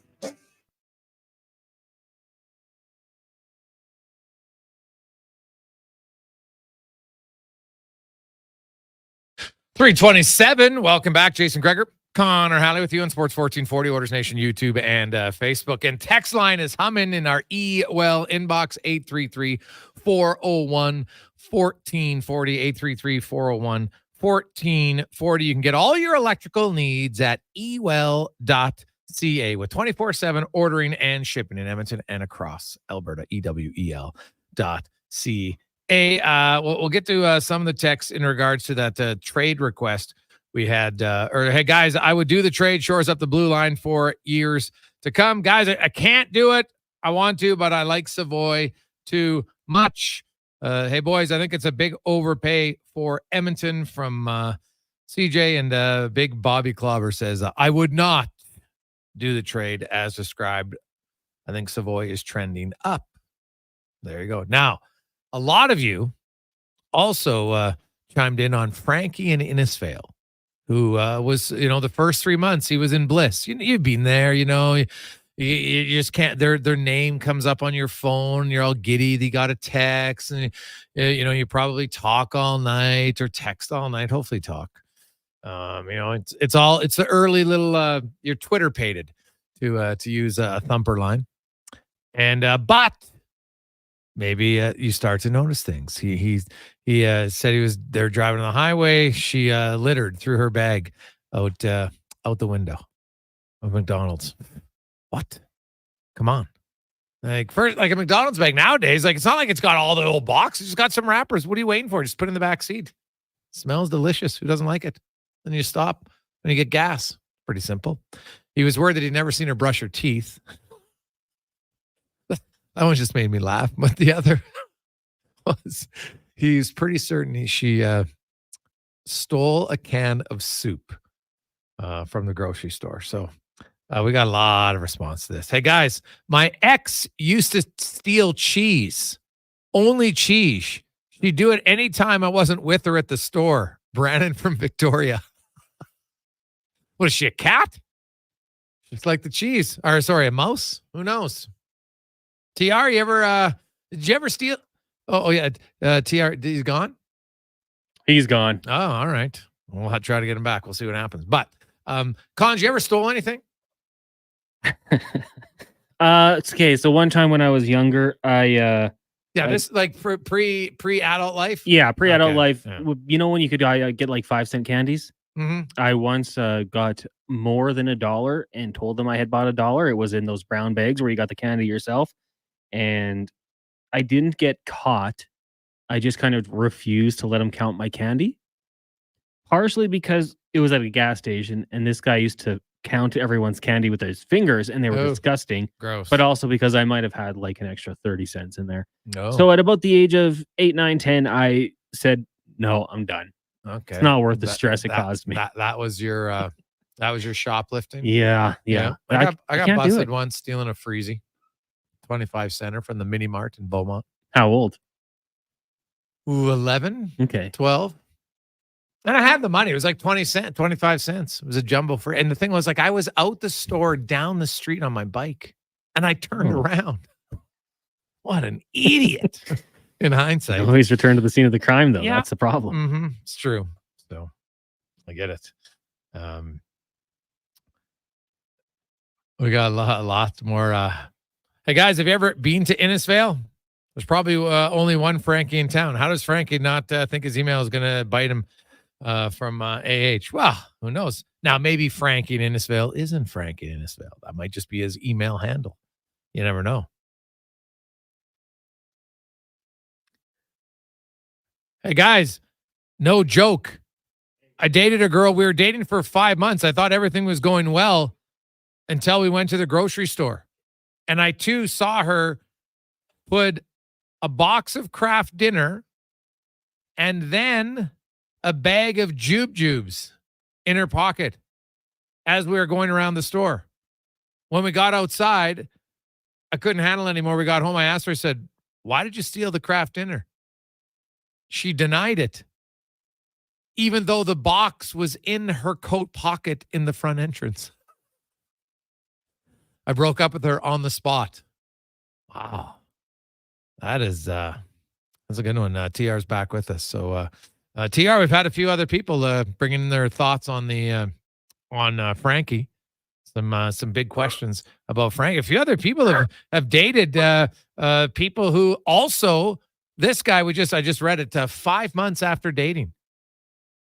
He too was in a grocery store. She stole Kraft dinner and a bag of Jubes. He confronted her about it at home and she denied it, even though the box of Kraft dinner was still in the inside pocket of her coat. Oh no. Oh no. And then he broke up with her. Kraft dinner. On the spot. Like he was like, because you think about like they're in the grocery store, you're buying a lot of things. Like what's a Kraft dinner box? Like $2? I don't even know what it is now. Like maybe 3 out of all the things. Yeah. Of all the things. So so not only are you stealing things, like literally stealing them, you're shoplifting, but you're showing a level of idiocy. You're not even smart about it. So you know what I mean? You're revealing your brain isn't very well powered either if those are the things you're going to steal. Hey, boys, I would do that trade for sure. When, not if, Draisaitl and McDavid resign. They're going to have elite forwards who can create enough offense without a potential elite winger. They have proven offense isn't an issue. Having a potentially elite shutdown D-man with offensive upside, especially a right shot, is far more valuable to the team as currently constructed. You have to give to get, unless you're dealing with Chiarelli, circa 2015 to 19 from Eric. Oilers fans never forget, because there was a few tough trades. For sure. But you know what, Jason? The Oilers do, like, the one thing, Savoy represents scoring, and they can score goals. They have lots of prospects. They have lots of players that can score now, and that is a commodity. So if I'm the Oilers, like, that trade does sound good to me, but you can sit on that. You can sit on those prospects, and when the time is right. And I know we're just talking hypothetical with people coming in, but I think that's a great thing for the Oilers to have so many. They're very deep, and their prospects now are deep. I think you could say that. And, that's going to come in handy when a team that's already better, that came real close as you could come, as the year goes on, knock on wood, without injuries, they're going to have a great hand to deal with. Lots more text line in 833-401-1440.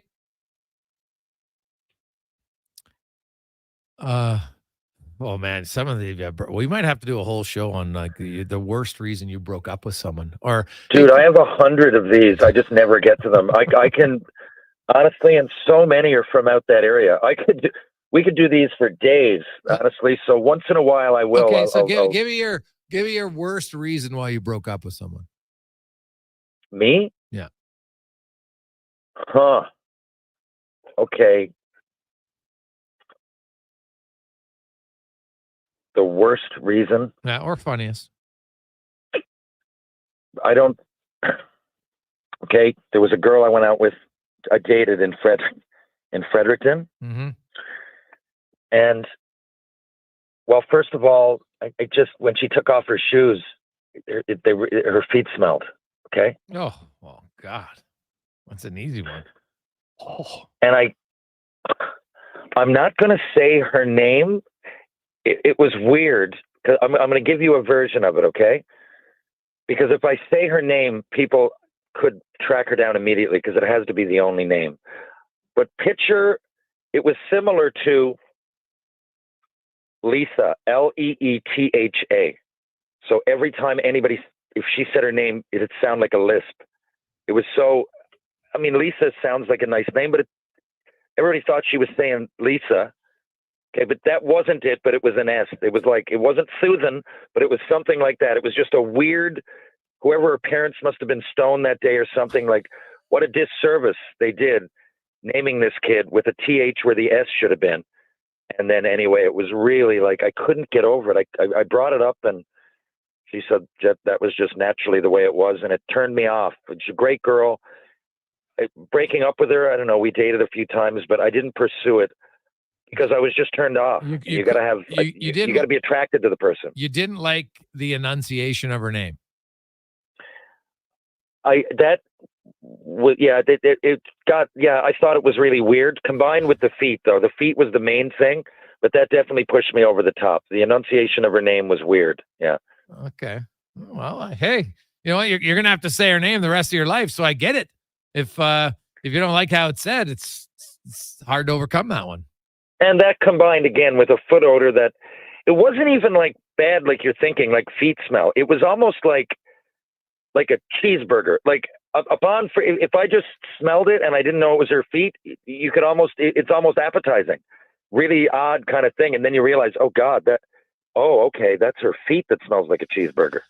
Oh. You know what I mean? Like it was almost tempting at first. You're like, oh, I'm kind of hungry. And then it was like, oh no, that's her like sweat and curds on her feet or whatever the hell it is. Like, so it just wasn't, it wasn't appetizing. And the name just started to get annoying. I think if she was beautiful and everything turned me on equally, I could have gotten over the name, but it just started, the name got really annoying the more her feet smelled. Well, yeah. So there. What about you? Well, I actually broke up with a girl once. We hadn't been on many dates very often, but it was, I don't know what date it was. And anyway, we went walking and, it was like early springtime and we went outside and she wore sandals and she just had like a monster big toe and I couldn't get over it. Like, I know that's like the worst, but I was just like, I couldn't do it. Like she had a big toe. That's like Jerry Seinfeld picking. I know. Yeah. It was just, I couldn't get I'm not I don't have a foot fetish. But I don't know. There's just something about, that just honestly, because really now again, I hadn't dated that, but I couldn't get over it. That's all I could think of. That's all I could see. And I'm like, I'm out. I can't do it. So no. I'll tell you this, another one without not to get into a whole story again, but to go along those lines, that reminds me of, the episode of Seinfeld with the big hands. Oh yeah. She had man hands. But that's happened to me too. You get in the bedroom with a girl and then like you realize that she's grabbing the back of your neck like Bobby Hull's grabbing a stick, and you're like, whoa, what's happening here? And there's something there too. I'm not saying muscular workouts all good. That takes all kinds, but when you've got big, strong hands that grip and hurt, just holding you, for me that was the turnoff. I can see that. It was a little demasculating, isn't it? It really is. I hate to be so superficial, but it is. Yeah. I totally understand it. TR, hey, thanks for the humor, man. We got lots of feedback from old Frankie in Innisfail, so we appreciate it. Enjoy your weekend, and we will chat with you next Tuesday. Thank you, Connor. Thank you, Jason. Thank you, Frankie. And thank you, Edmonton. I'll see you guys in a few days. Yeah, we need a follow-up from Frankie, so send him an email. We need an update for next week on what happened with Frankie and the serial litterer and potential shoplifter and even non-toothbrusher who likes Creed, which that doesn't surprise me. That kind of fits into the Creed fandom. So we'll see. Let's get a quick break. We'll return. Big story. Something some thought might never happen again. Well, it just did. We'll talk about it next on the Gregor Show, presented by PlayAlberta.ca. Rule number 37. Elk Island mosquitoes don't believe in personal space. Keep bug spray ready at all times. Summer in Alberta has its own set of rules, and if you're looking to add a little extra fun, Play Alberta has it all. Use promo code SUMMER to snag a $50 casino bonus for casino, instants, and live dealer with your next deposit. Get ready for promotions throughout the summer to help you make the most of those sunny Alberta days, because we all know they don't last long enough. Bonus terms and conditions apply. Hey, Elks fans. Jackpot!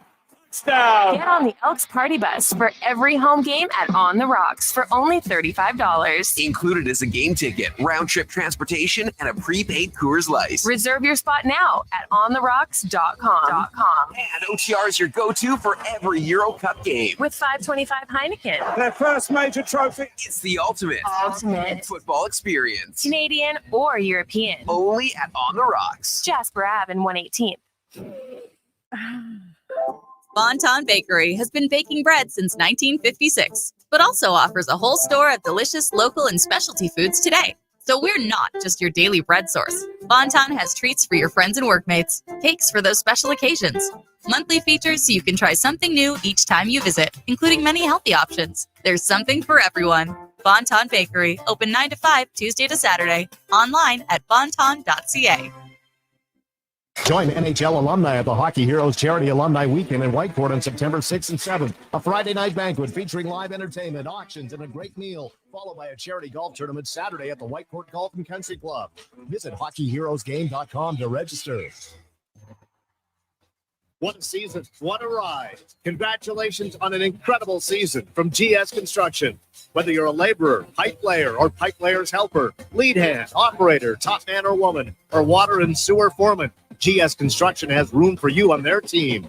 GS Construction, celebrating 50 years of laying the groundwork of Edmonton and communities throughout Alberta. Let's get to work. Get started today at gsconstruction.ca. In 1973, deep in the basement of an Edmonton family home, an elite team of specialized forces came together to form Action Electrical. Action Electrical Divisions, assemble! Projects team reporting. Service team reporting. Testing team reporting. Energy team reporting. Supercharged with skills in their electrical fields and grounded by strong family values. Facing an electrical menace? Call on the men and women of Action. Operating throughout Alberta at actionelectrical.net. Mr. Rooter sends his daughter to university. You're sure you don't want to go to plumbing school? No, Dad. I want to be a civil engineer so I can plan the sewers. What a dreamer. I have a surprise. Your dad, Mr. Ruda, is going to pay your tuition. Oh my gosh, really? Here you go. Oh, coins. Why are they so dirty? Well, it's every coin I ever snaked out of a toilet. You're welcome, sweetheart. For an A-plus plumbing experience, call Mr. Rooter. Employee pricing is on now at GMC. Right now, get up to $11,300 off select Sierra 1500 Denali Ultimate Crew Cab models. With employee pricing, combined with Sierra's 6.2-liter V8 gas engine, 13.4-inch diagonal premium infotainment system with available Google built-in, plus available Super Cruise hands-free driver assistance tech, there's more reasons than ever to celebrate this summer. Hit it! Oh yeah! Ask your GMC advisor for details.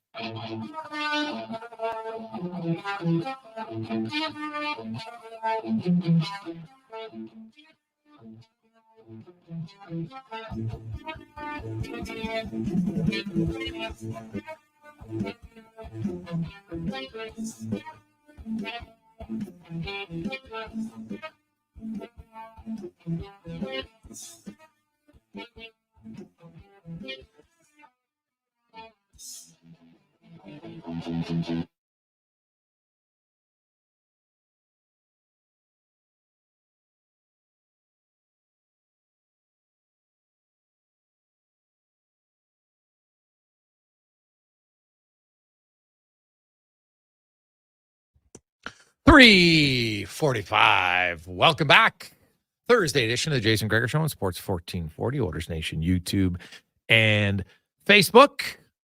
Continue on the Gregor Show, presented by PlayAlberta.ca, where, hey, nobody's won this week. So Lotto Max is up over $50 million tomorrow night. And it's my favorite Thursday. And one of these days, I'm going to win, I got to think.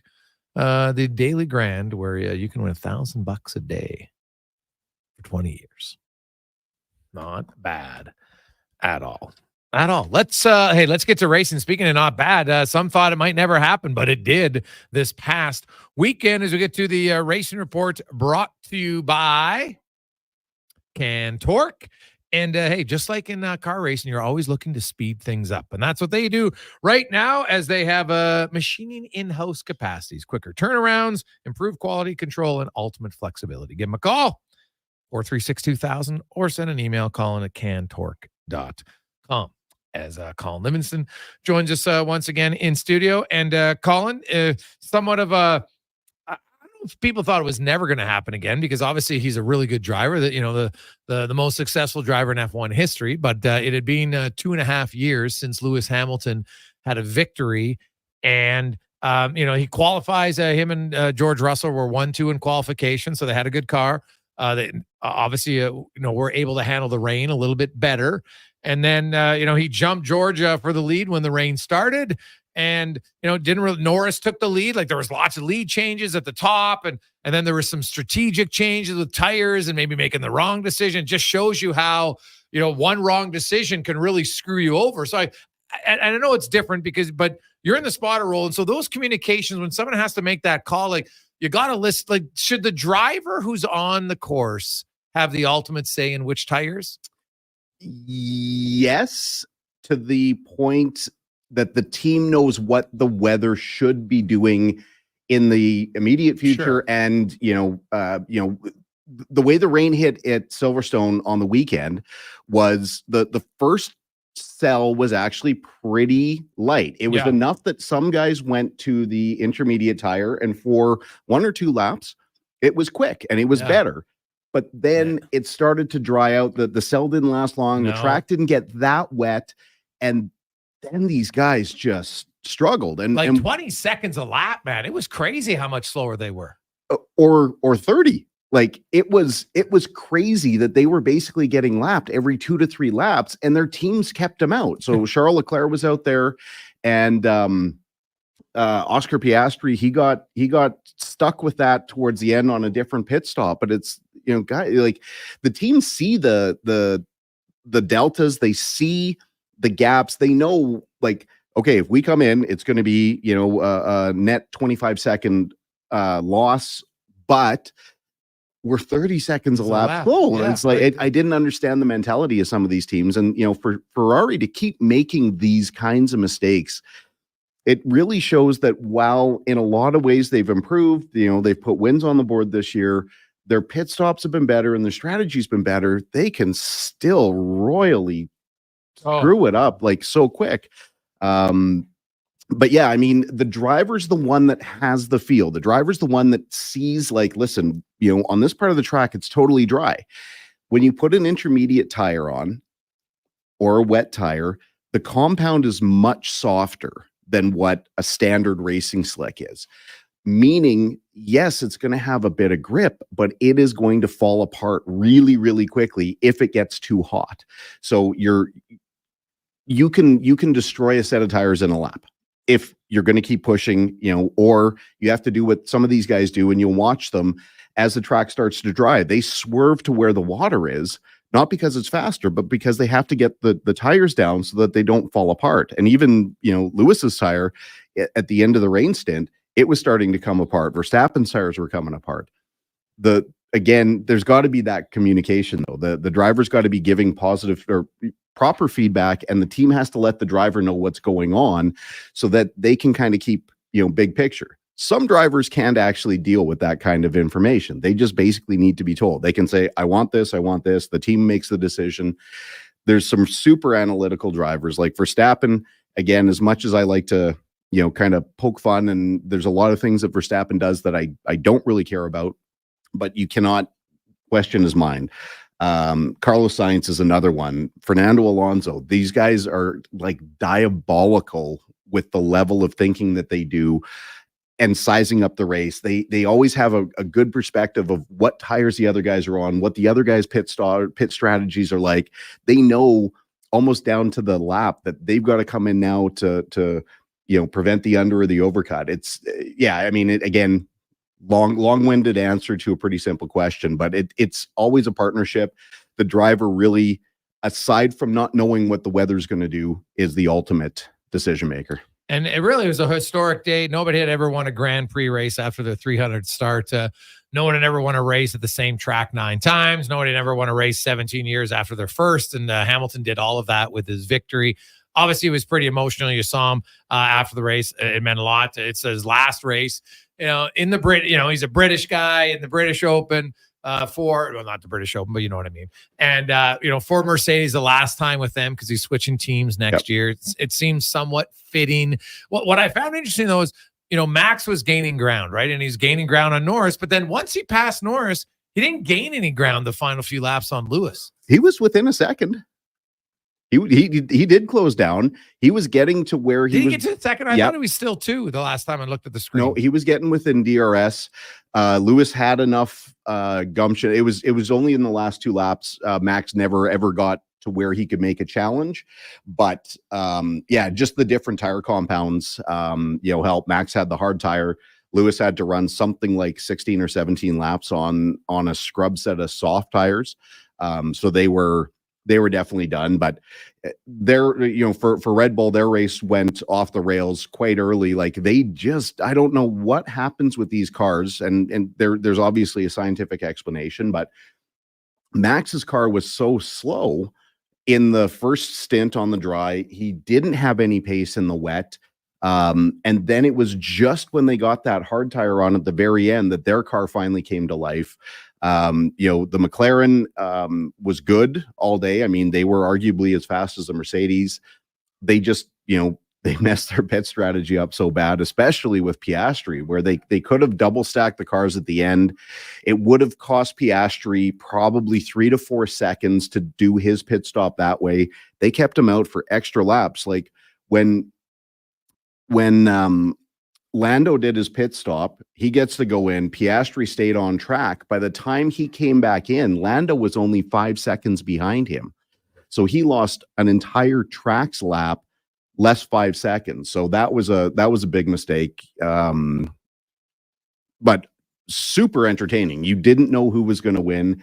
This is what racing is supposed to be. And we finally got some competition in Formula One, which is awesome. Oh, no, it was fantastic. Now, before we get to IndyCar, the Red Bull clauses for Sergio Perez came out, which I found very interesting for his contract. And so he has to, they can activate a contract clause, even though he just re-signed, that says they can get out of it, no punishment. And he has to be within 100 points of Max Verstappen. He's currently at 119 points back of him. Like, that to me is kind of fascinating that you would put that clause in.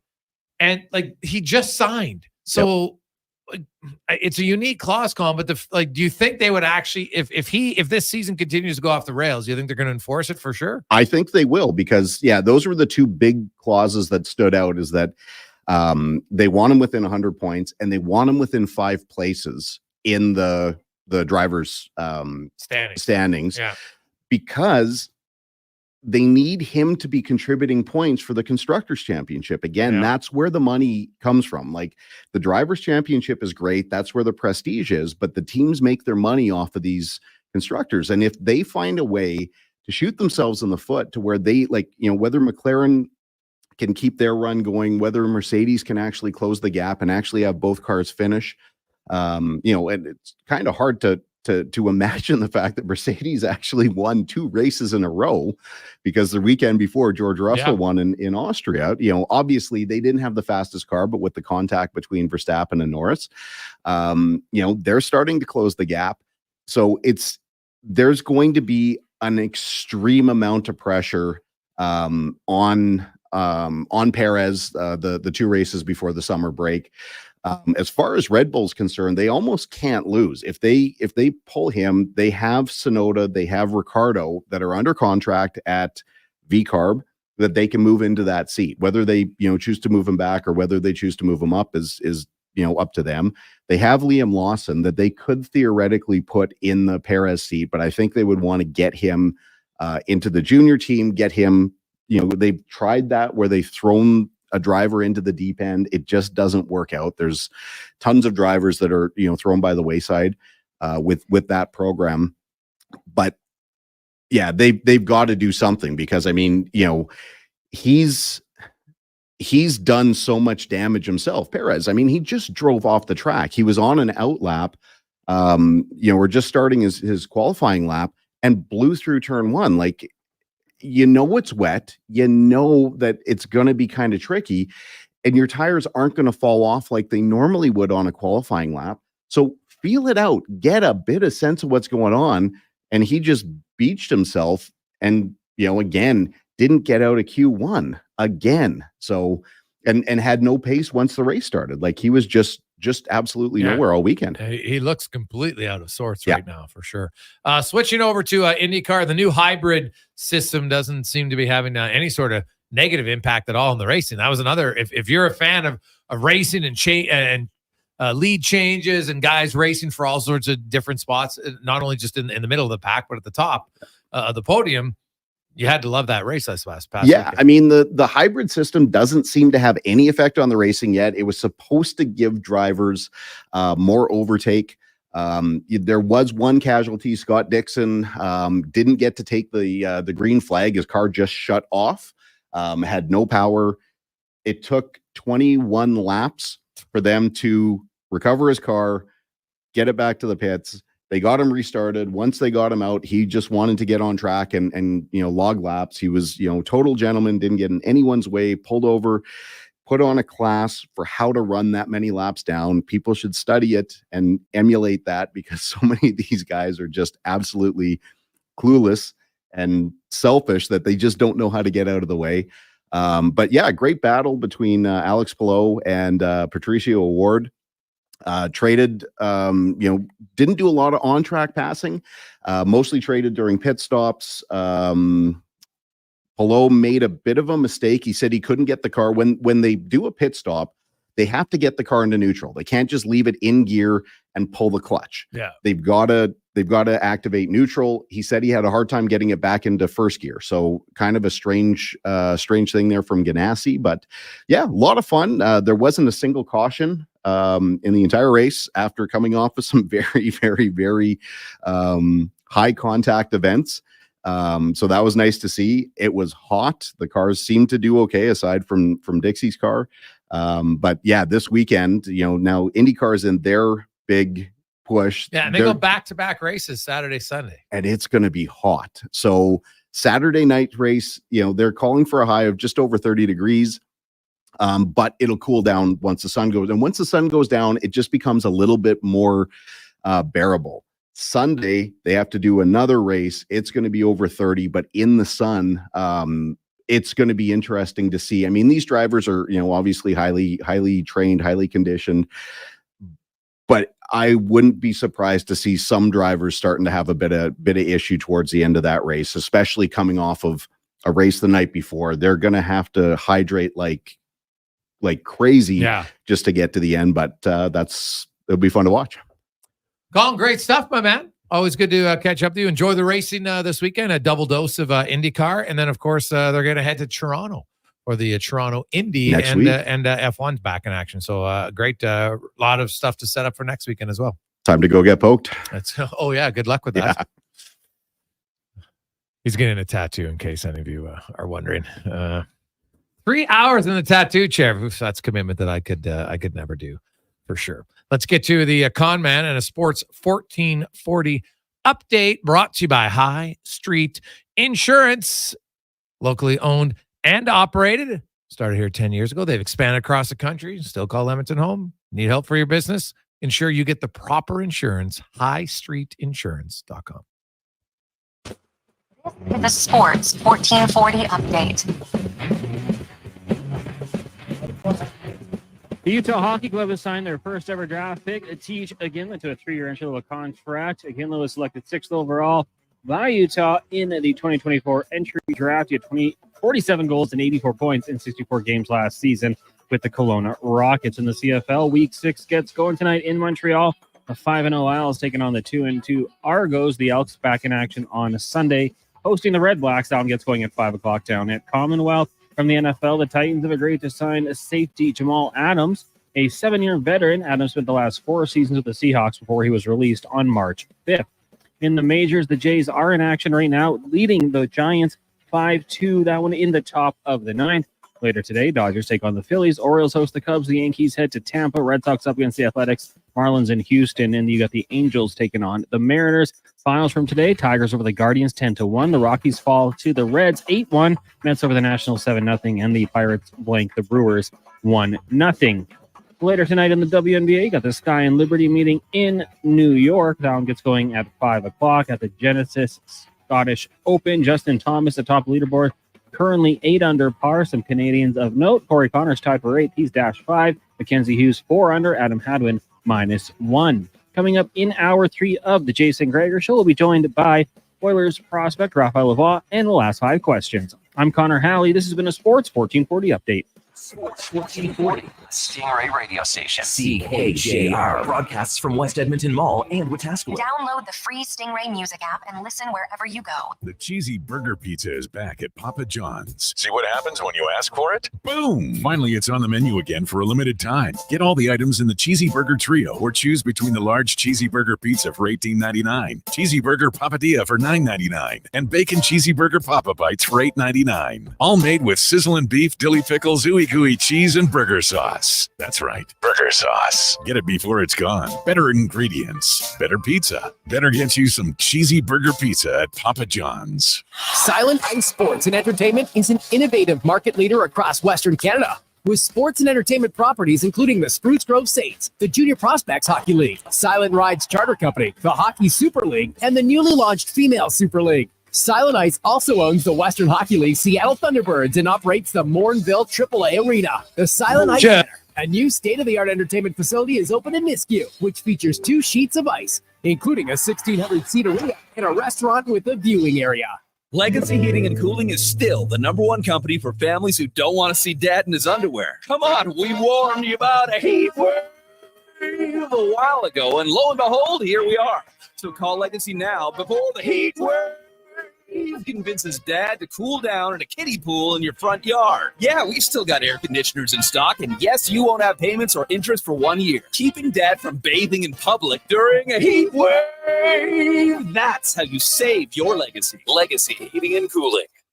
Experience more at the Edmonton Expo Center. Come for Canada's largest trade show, the biggest names in entertainment, exhilarating sporting events, and more. Stay for the experience. But it doesn't end there. Maximize your brand exposure with Edmonton Expo Center's new cutting-edge feature screens, spanning Western Canada's largest venue space. Toronto, Captivate an annual audience lot of of over stuff 1 to set up million for next. visitors during iconic events like Pro Rodeo, Disney on Ice, Glow, K-Days, and so much more. To learn more, call 780-660-0514 or visit EdmontonExpoCenter.com today. NASCAR Canada only makes one stop in Alberta. And that one stop is Edmonton International Raceway in Wetaskiwin. The NASCAR Napa 300 is coming July 26th and 27th. Experience NASCAR excitement as internationally renowned racers like Andrew Ranger, Kevin LaCroix, and DJ Kennington compete for the national championship on our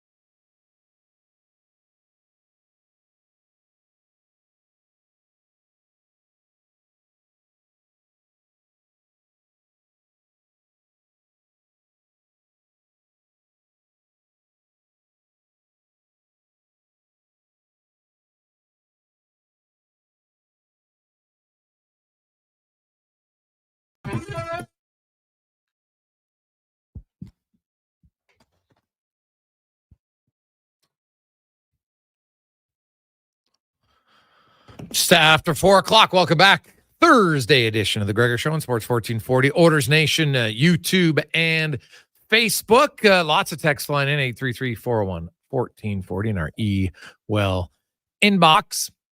The Jays. Spoiler alert. If you were planning, maybe you recorded the game. Turn off the radio for 2 seconds. There you go. The Jays up 5-2 in the top of the ninth. Could they win consecutive series? Ooh, the last time that happened. And no Varsho today, no Bo Bichette, but they keep rolling. Looks like Gosman in line to get the victory tonight. Coming up later on this hour, we will hear from Raphael Lavoie. Of course, coming up, every year is big when you're a young player, but I think he's at the point now where as much of the summer and the training is huge, this training camp for him might be the biggest one of his career because he wants to make a good enough impression to make the Oilers roster. And if not, make a big enough impression that somebody claims him on waivers. That's got to be his focus, right? Like you obviously want to make the Oilers team, but if not, then you play well enough that other teams around the league take notice, and you're like, you know what, I gotta get a chance somewhere else. See if I can beat NHL or not. So we'll see what happens. So we'll talk to Raphael coming up in about 15 minutes time. We got spec. Also, McLoud Bethel-Thompson, quarterback of the Green and Gold, will join us at 5:20. So I like it. Hey guys, I really love the Portzline interview. Beautiful and heartwarming story. About 6 years ago, my fiance randomly came across a post on Facebook for a young man with a family in need of a kidney. Without hesitation, went through the rigorous testing, see if she was a match. In 2009, she donated her kidney, and the recipient is doing great. Not only is she a living donor, but she also participates in the 100-kilometer kidney march ride in Calgary every year and still tries to raise money. Attach the link below if anyone is interested. Thanks from Nick. Well, Nick, that's unbelievable, man. To you and your fiance. To just good for her. Just see a post, say, you know what? I'm going to donate a kidney to a young man with a family in need of a kidney. That is pretty remarkable, to be honest. So I like it. We do have some of you with some funny why I broke up stories. Classic. A guy's true story. Broke up with a lady once I found out she was a Flames fan. Couldn't do it. From Coach Al. That you got to be a real diehard fan of your team and be like, yeah, I don't know. But couldn't that be fun though? Like couldn't you incorporate a lot of good bets in that scenario? I don't know. I'm just thinking. Hey guys, I think the Oilers have way more prospect depth on the blue line than they do up front, which is why I wouldn't move Savoie from Cody. Now, that's an interesting one to look at, because if I look at the Oilers right now, okay, when they have Broberg, right, as a young defenseman, you have Bouchard. So, you know, those two guys, you think you got a righty and a lefty for quite some time. But after that, Max Wayner, I think, would be the probably the next best defensive young prospect on the Oilers. You got Bo Akey. Who else? Now, Nikita Isaiva, who's playing over, you know, he was a, 5th, 6th rounder in 2022. Munzenberger, I guess. I don't know. Honestly, I'm not sure I would agree that they have more depth on the back end as far as prospects pool. Because if you look at the Bakersfield this year, you've got a bunch of defensemen who are more going to be veteran guys like Gleason and those type of guys who are probably more AHL guys, maybe number 7 defensemen in the NHL. Right? I think Edmonton right now still has way more forward depth amongst their prospect pool, right? Sam O'Reilly just gets joined to that pool. You throw in Savoie, you throw in Lavoie, you throw in Bourgault, throw in Petrov.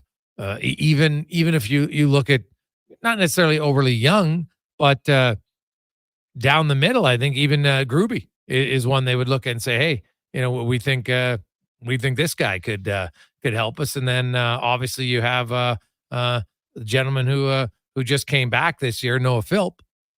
So I think they might actually have more forward prospects right now than defense. Now, you probably should have twice as many because there's 12 positions to fill compared to 6. So you probably should have better numbers for sure. Hey guys, would you trade Cece and Akey to the Rangers for Schneider? Well, yeah, but the Rangers wouldn't do that. I'd be very surprised. So, they're pretty high on him as a young defenseman. Right? Cody Cece's on expiring contract. And here's the thing, even for Edmonton, Edmonton, I know there's a lot of people right now. It's like I think the mistake can be made is when you make an emotional decision on a player and I can just get rid of Cody Cece. I can replace him with anybody. Cody Cece actually, I thought in the playoffs, especially in the final 2 rounds, he was really solid for your team. And look at his career in game 7s. When the game is the most important, he showed up and played well. That pass to Janmark, he scored 2 goals in game 7s. He's been good. You can't argue with that. And so the Edmonton Oilers, it's kind of a fascinating point now for Edmonton. The regular season obviously matters because it matters for home ice advantage and a variety of different things. But when they're evaluating players, like Claude Lemieux is probably the prime example. Claude Lemieux was an average regular season guy, and it was an absolute stone cold killer in the playoffs. Now, that's obviously maybe a big exception to the rule, but Edmonton's looking for guys who you can have somebody who might have better analytics when the game's not as physical, when the game's not as intense, and they might look better in the regular season. But Edmonton's goal is to win a Stanley Cup.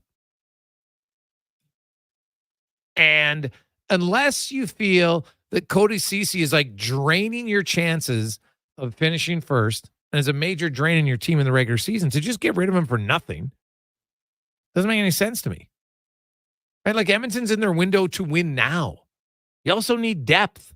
You're one injury. If you trade Cody Cece away for nothing, first of all, who's your right defenseman? Troy Stetcher, Broberg, and Bouchard?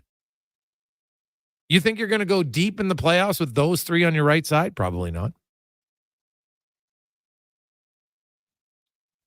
So I think you always have to look at the big picture. And Edmonton's big picture next season is step 1, win the Pacific. Step 2, win the West. Step 3, President's Trophy. That's kind of an added bonus. Right? Yes, you want to play well, 100%. Obviously, if you're in those positions, you're probably playing well.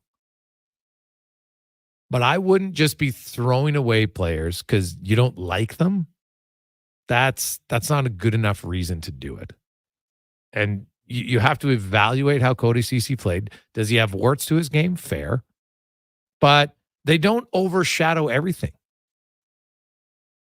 And so when you say Cody Cece can't pass, well, I don't know about that. Maybe he's not as consistent as you like, but that pass to Janmark shows you he can pass.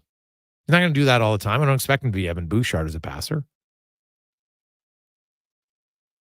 But I thought after game 5 of the Vancouver series, and really when they split up him and Nurse, they played better. Now, it's funny. A few years ago, him and Nurse were outstanding together.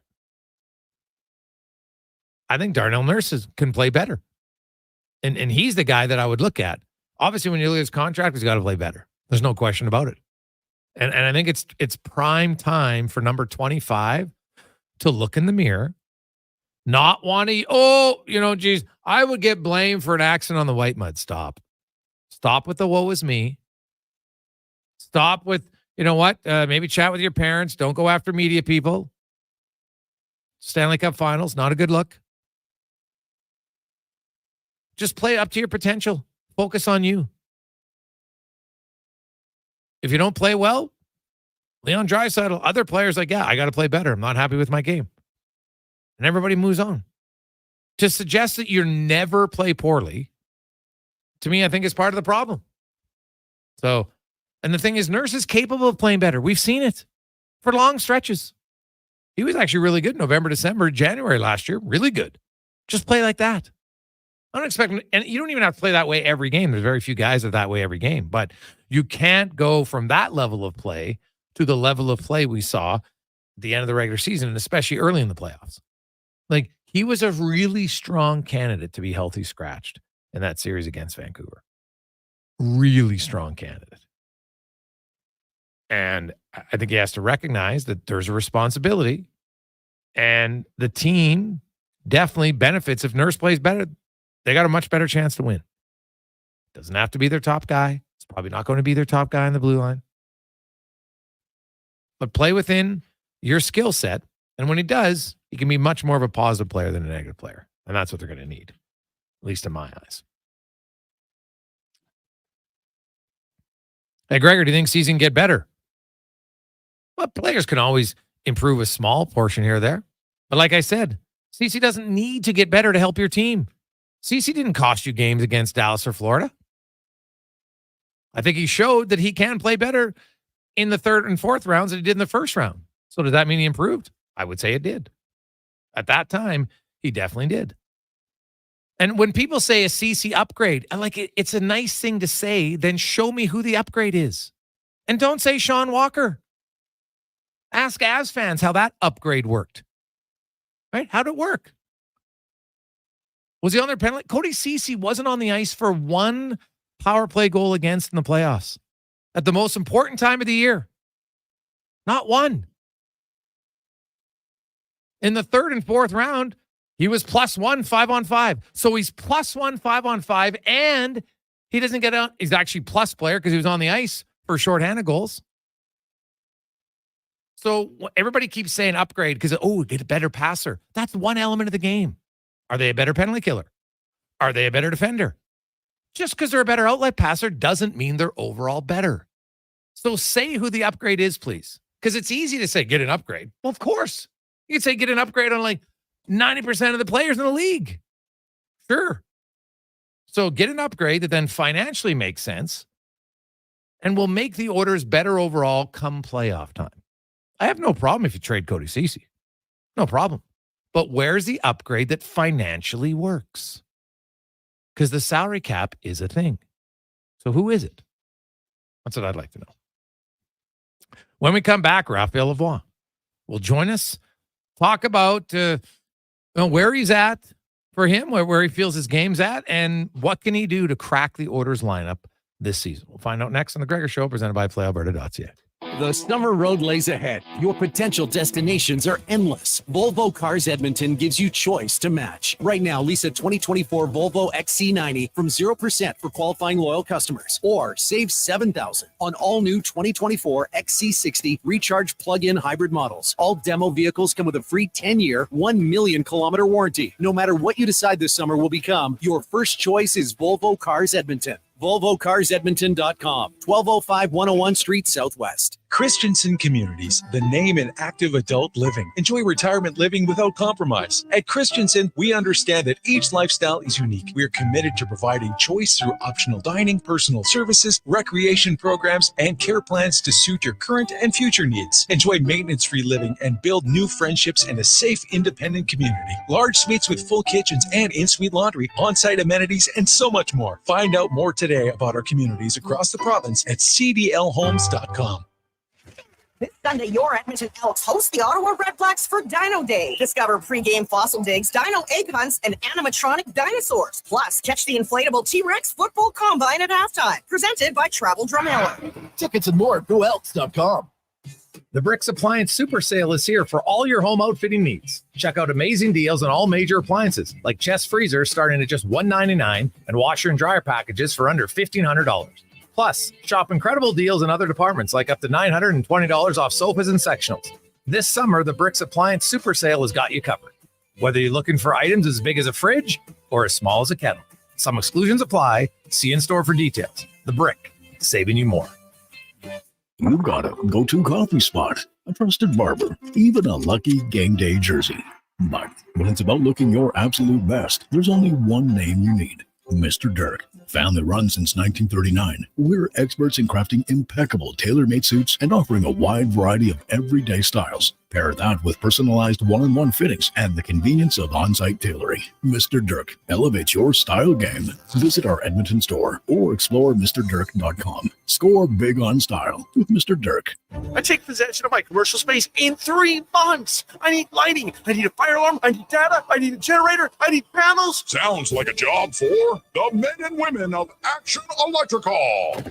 Projects team reporting. We design, build, and construct all the electrical systems for your projects. Need everything to work right? Get the Action Electrical project team on your site. Facing an electrical menace? Call the men and women of Action. Operating throughout Alberta at actionelectrical.net. Be melon jolly, not melancholy. Summer is ripe for fun, and some Booster Juice bestsellers are back in season. Watermelon smoothies, including the refreshing Watermelon Wave, a berry burst of strawberries, raspberries, pomegranate, and vanilla frozen yogurt, and fan favorites, Watermelon Explosion, a refreshing burst of bananas, mangoes, and pineapple, both made with watermelon sorbet and probiotic yogurt. All of the watermelon, none of the seeds. Visit a Booster Juice near you today, or download the Booster Rewards app. Some people see their RV as a way to travel the countryside and explore the great outdoors. For others, it's more like a summer cottage. Sure, it's got wheels, but that doesn't mean that you have to roll it around all the time. And I know someone who uses his RV exactly like this. It's Rick Showers from No Bull RV. Hey Rick, when was the last time you hooked up your trailer and took it somewhere? Been years, Bob. You just leave it in one place? Well, you have to see our campsite. It's near Seba Beach. There's lots of privacy. It's a heavily wooded area, but very close to the lake, with full water and electrical hookup. So my wife, Deanna, and I enjoy cottage life with all its beauty and all the comforts of home. And the RV you use as a cottage, did you buy it new? Bob, what are you, nuts? I can happily find you an RV as nice as mine. Got dozens of them on the lot right now. And Deanna and I are living proof that you don't have to pay new RV prices to live the dream. And that's No Bull. NobleRV.ca.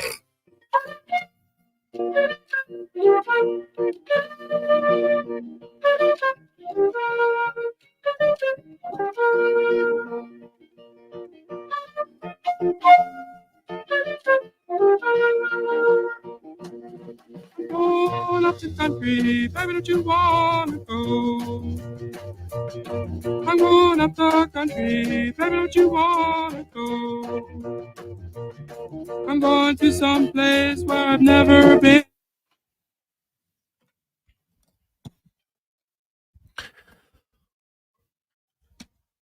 .423. Welcome back, Jason Gregor, Connor Halley on a much, I guess, more comfortable Thursday today after the record-breaking day we had yesterday. Whoo, hot! So, I mean, high 20s today doesn't even seem that difficult after 35.7 degrees yesterday. And hey, we'll cool it off even more with a little ice hockey talk right now as we get to the oil report brought to you by VolvoCarsEdmonton.com. Their midsummer event is on right now. You can lease a new Volvo 2024 XC90 from 0% financing. For loyal customers, go to VolvoCarsEdmonton.com. And we are joined now. We welcome back to the show. He's the second overall pick of the Edmonton Oilers in the 2019 NHL entry draft. Had 28 goals, 22 assists, and 50 points, career high in goals, assists, and points last year in the American League as a member of the Bakersfield Condors. Signed a 1-year extension with the Edmonton Oilers just a few weeks ago. Raphael Lavoie joins us. Raphael, congrats on the latest contract. How are things? I'm great. How about you? You know what? Doing pretty well. Raphael, you got to to be around for an extended period of time. There's lots of guys with the extra skaters and such. Obviously, I think you see the emotion and in the city. It's exciting, but is it almost does it make you even hungrier to say, God, I really want to be on the ice next time, not just watching the games? Yeah, for sure. I mean, just being in the city was pretty special. Just seeing the people's energy, like you could feel it in the air. Just like going to a restaurant or just walking outside the hotel, it was crazy. So you're 23, you'll turn 24 before the season begins. And, you had your best year last year, more goals, and it wasn't just offense. I know you worked on your defensive side of the game as well. Where do you feel your game is at now? And is there anything specific that you've wanted to focus on this summer that can make you a regular NHLer next year? Yeah, I mean, I'm pretty much working on everything, just some puck touches, working on the skating, working on my hands. Like, even though, I scored a lot last year, I'm still working on my shot. I mean, there's always room for improvement. So, I'm just working on everything and trying to be a more complete player. You finally got into the NHL last year for your first 7 games. And I know I've talked to a lot of players that, you dream about that. And then once you get in there after the first few games, you're like, okay, now I've learned some things. What did you learn about your game? And was there anything that, when you were done playing those 7 games that you felt like, okay, now I really need to hone in on this in the offseason so I can be even better at the NHL level? You learn just how good the guys really are. Like, there's a big step between the AHL and the NHL. The guys are they're smarter. They play a lot faster, and there's a lot less mistakes on the ice that happen. So it's a lot harder to generate stuff because you have a lot less opportunities to do so. Raphael, when you look at the depth chart, and the Oilers are in their Stanley Cup window now. They went to Game 7 of the Stanley Cup Final. They added Skinner and they added Arvidsson. They feel like they're a team that's going to be there again. And when you're down in Bakersfield, you're on the number 1 power play unit. You're on the top line. You're getting lots of offensive touches. When you come to the Edmonton team, it's not the same. How hard is it to adapt to that? And is there anything that can help you work on as a guy, knowing in Bakersfield, I might be a top line guy, but if I'm going to start out anyway in Edmonton, I'm probably going to be more of a bottom 6 forward. How do you kind of plan to work for that, going from a top 6 to a bottom 6 when the recall comes? You just gotta be reliable. Like a bottom 6 guy, you got to be able to get pucks out. You don't get scored on when you're on the ice. You gotta be more physical. Like when just you have to bring something to the table. If you're not a top 6 guy, you got to find a way to contribute to the team's success, even if you're not putting the puck in the back of the net. That's what I'm trying to do. You know what? I remember watching you, in Halifax, big, strong guy. You had some bite to your game, Raphael. You weren't fighting guys all over the place, but you're a big body who's physical, and is like knowing how to be physical and doing it properly. It's a skill. Like, guys who are good hitters is a skill. It's a little different skill than being a good shooter, but it's still a skill nonetheless. Are you that comfortable in being like maybe a banger and crasher if need be?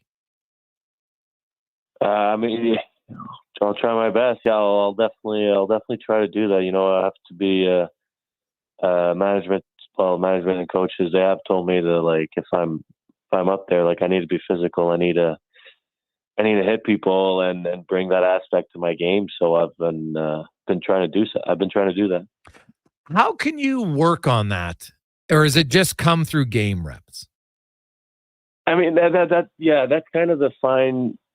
That's hard to do this summer because you don't want to be like, you're practicing with some other guys that you probably know that you're your buddies you're working out with during the summer. So, like, you don't want to kill each other in practice, but you're definitely I've definitely been going at it probably a little bit harder than the past summers because I want to have a little more physicality in my game. Raphael Lavoie joins us, and really, when you look at training camp and preseason specifically for you, it's a huge opportunity. Chris Knobloch's here. And he's shown a willingness to play guys. He doesn't necessarily play favorites by any stretch of the imagination. He'll take guys in and out of the lineup. He'll move guys up and down the lineup, and whatever he thinks is best for the team. So you want to impress him, but also just because of your situation now that you require waivers. Do you, like, I don't know if you don't want to put more pressure on yourself, but you just look at the preseason as an opportunity to open the eyes of Knobloch, but also everybody else around the league to say, hey, Raphael Lavoie can play. I just need a chance. Yeah, I mean, it's part of the business. There's a lot of guys that try their best with their original organization, and they ended up getting picked off waivers and they flourished somewhere else. It's I'll I'll take it one day at a time at training camp. I'll give it my best, and whatever opportunity I have, I'll try to make the most of it. And if it comes down to getting picked on waivers, and I'll cross that bridge when I get there. But I'm trying to be an Oilers. When you had your exit interviews, Raphael, what was the main thing you and Coach Chalk talked about in maybe wanting to improve for next year? It was mostly pretty much everything we just talked about. Like if I'm in the NHL, I'm probably on a bottom 6 role, or not necessarily to start on the.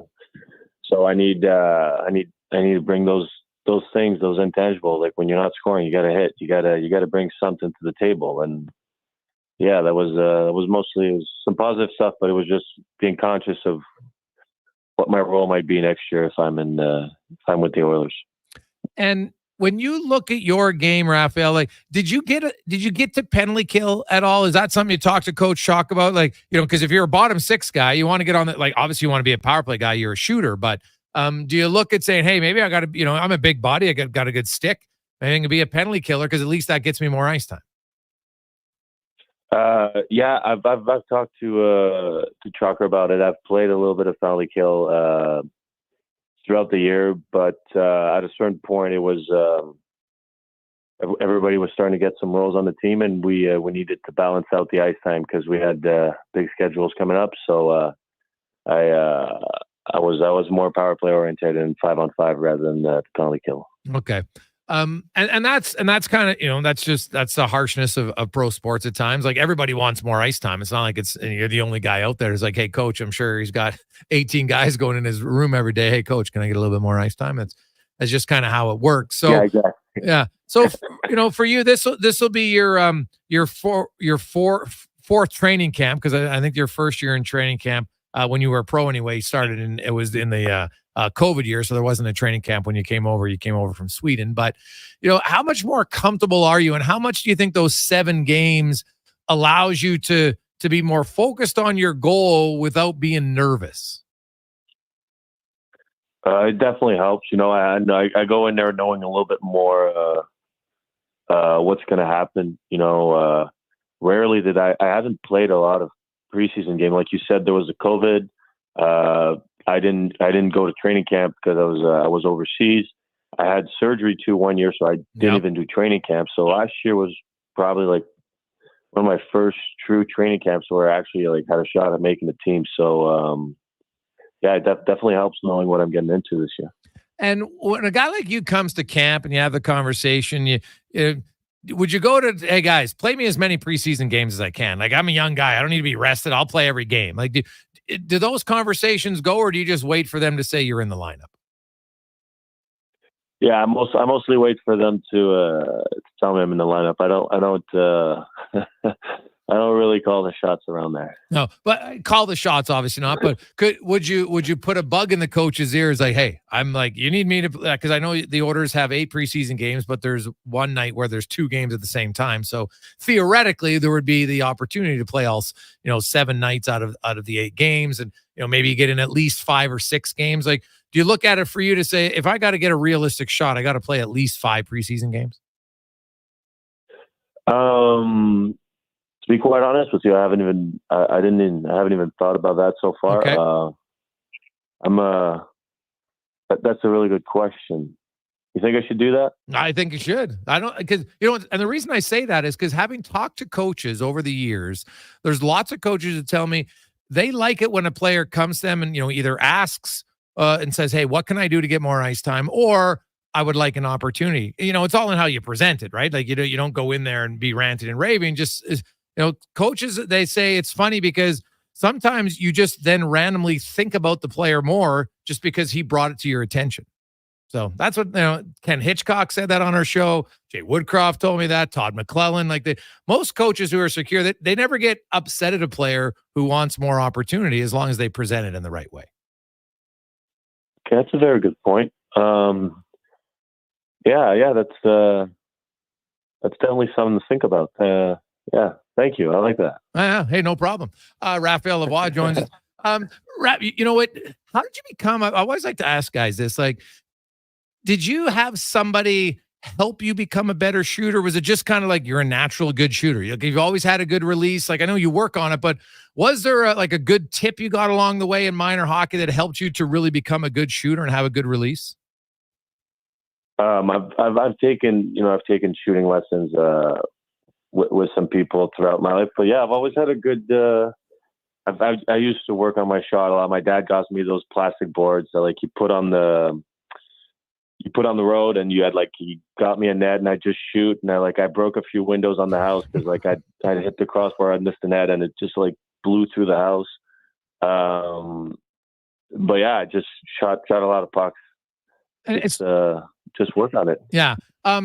Did you find like changing your release point? How much has that evolved from when you were a young guy till now, and maybe just the art of shooting and how much you've learned over the last 10 years and how to become even a better shooter? It definitely changes. As you get older, you have a lot less time shooting the puck. Your release has to be faster. It has to be quicker. That's where like the shooting lessons comes in handy. Like I've worked on it with Chalker too. Just picking up bad passes or like in an awkward spot and like finding a way to put in the shooting position that you get to like get a shot on net. I think like Hyman's really good at that, where like he gets passes sometimes that are in his feet or like they're not like perfect passes, but he finds a way to like get it on net. Like he doesn't stick handle and then like goes through, and it's not the hardest shot, but it's on net and it's off quick, and he surprises goalie and it goes in, and it's like that's something really big that I was been working on.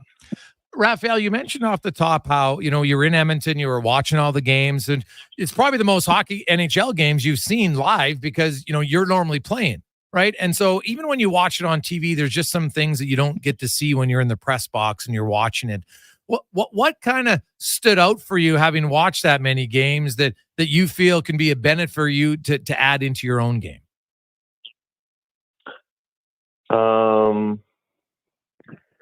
I don't know. I watch a lot of games, Jason. I watch a lot of games on TV, and I know it's different. Like the energy's different when you're live, but yeah, no, it's mostly how guys feed off the crowd. Like it's crazy how like they start hitting the drums in the rink, and then like suddenly like somebody will throw a big hit, or like right away you're getting a scoring chance. I think like that's the biggest thing is like how players feed off their crowd.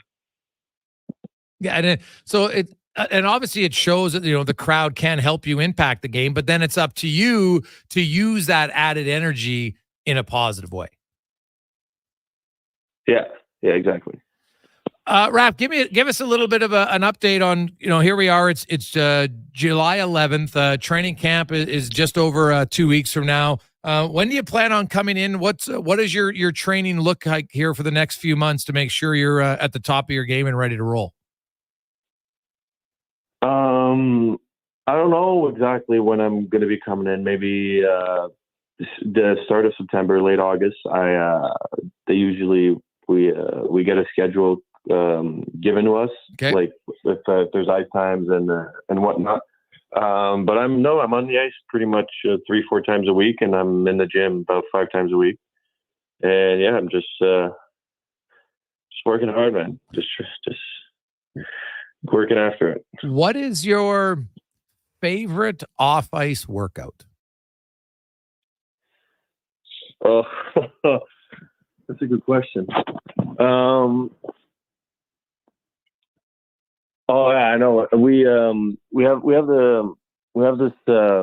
My trainer got this. I think it's I'm not sure how to say it in English. It tracks acceleration. Okay. So we do like explosive trap bar. Yeah. He puts this little thing on it, and it tells you how fast the bar's moving. And so now like all the guys were going at it, and then we're comparing who gets the bigger score. Like obviously you have to get like the fastest movement at the bar. And so we just like you take this normal exercise, but you just add this little tracking device on it, and then suddenly it just like becomes the biggest competition in the gym of like who gets like 1.4. And I only got 1.41, and then like we have like 4 sets of this drill, and we end up doing 6 just because like you're not going to beat me at like you're not gonna have a higher score than me. So that definitely brings the spirits up. I like that one. Oh, it's good. Adding a little added competition. I'm assuming for a bunch of competitive guys, it's just like it's a little bit of gasoline on the fire, shall we say, to get everybody fired up. It certainly is. Yeah. It's crazy.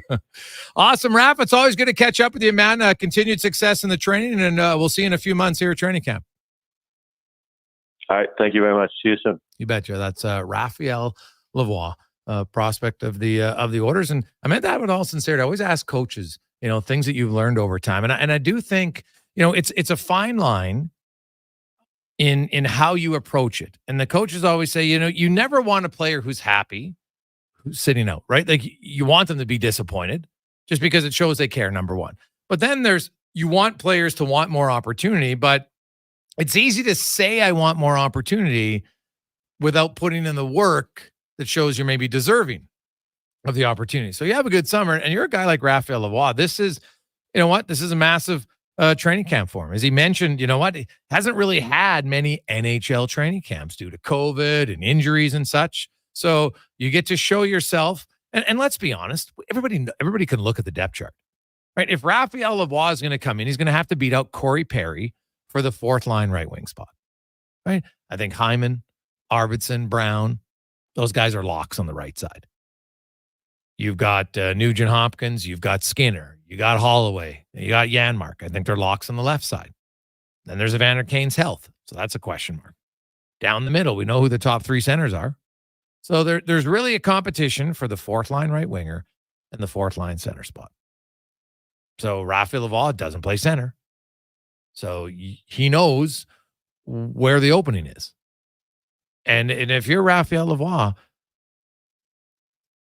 to word it properly to Chris Knobloch about saying, hey, if you're ever in a spot where, because they don't want to play the veterans too much, right? You Draisaitl and McDavid, what do they play? 3 preseason games, maybe 4. I think it's 3.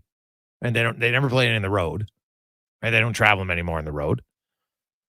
Hyman might be in that category now. So you're Raphael Lavoie. And honestly, if I'm Raphael Lavoie, I'm happier if I'm playing the road games in the preseason. Why? Because in the early preseason road games, the opposition has more NHL guys in the lineup. And that you want to showcase that you can handle play against them. You play the home game in Edmonton. Yeah, it's nice, the crowd, but look at the opposition most nights, unless you get into the final 2 preseason games. And if Raphael Lavoie has a really good camp, he should be one of the final cuts of this team, or be the guy who beats out somebody in the final 2 games of the preseason. That's how it's going to be. It's going to be hard, don't get me wrong, but it's not impossible if he plays that well, because not only if he plays that well, then it opens up the possibility. Like last year, he didn't play enough preseason games. When he got put on waivers, people were like, oh my God, they're going to lose him. And we said, I don't think he's going to lose him. He hasn't played enough. Well, now he scored 28 goals, 50 points in the American League. So that, A, you get a little bit more looks. All right. B, he's 6'4", 215 pounds. If he's physical, adds to it. But then if he just plays well, makes an impact, he's probably got to score. That's just the truth of the matter. Got to find a way to get on the score sheet. If he does that a few times in the preseason, other teams, Anaheim, Calgary, go through the list of the bottom feeder teams that have the first selection. San Jose Sharks. You think San Jose is just loaded with 6'4" right shot prospects? Nope. And to me, if I was Raphael Lavoie, I would definitely, in the right way, make it known that, hey, if you're not sure who you want to put in the lineup because you're not sure they're playing enough, put me in. I will gladly play. I'll do all the 4 road games. I don't care. Doesn't bother me at all. That's a message I would say. We'll return. We got 5 questions. Also, McLoud Bethel-Thompson will join us at 5:20 today, the quarterback of the Elks, who are looking desperately for their first victory of the season. That coming up. It is the Gregor Show, presented by PlayAlberta.ca, live in the EUL studio, EWEL.ca. Introducing the Female Super League. Female hockey is on the rise with more women playing the game than ever. Join us as we pave the way for the future of women's hockey. The FSL is more than a game. It's a movement and an experience for the motivated female athlete. Teams will compete in a showcase-style format featuring consistent interprovincial competition. Come be part of the journey as the 2024-25 season unveils a 12U division, as well as the launch of a groundbreaking progressive body-checking 14U division. For more information, visit femalesuperleague.com. Rule number 62. Never miss a free pancake breakfast. It's unheard of and frankly a little upsetting. Summer in Alberta has its own set of rules. And if you're looking to add a little extra fun, Play Alberta has it all. Use promo code SUMMER to snag a $50 casino bonus for casino, instants, and live dealer with your next deposit. Get ready for promotions throughout the summer to help you make the most of those sunny Alberta days. Because we all know they don't last long enough. Bonus terms and conditions apply. What a season, what a ride. Congratulations on an incredible season from GS Construction. Whether you're a laborer, pipe layer, or pipe layer's helper, lead hand, operator, top man or woman, or water and sewer foreman, GS Construction has room for you on their team.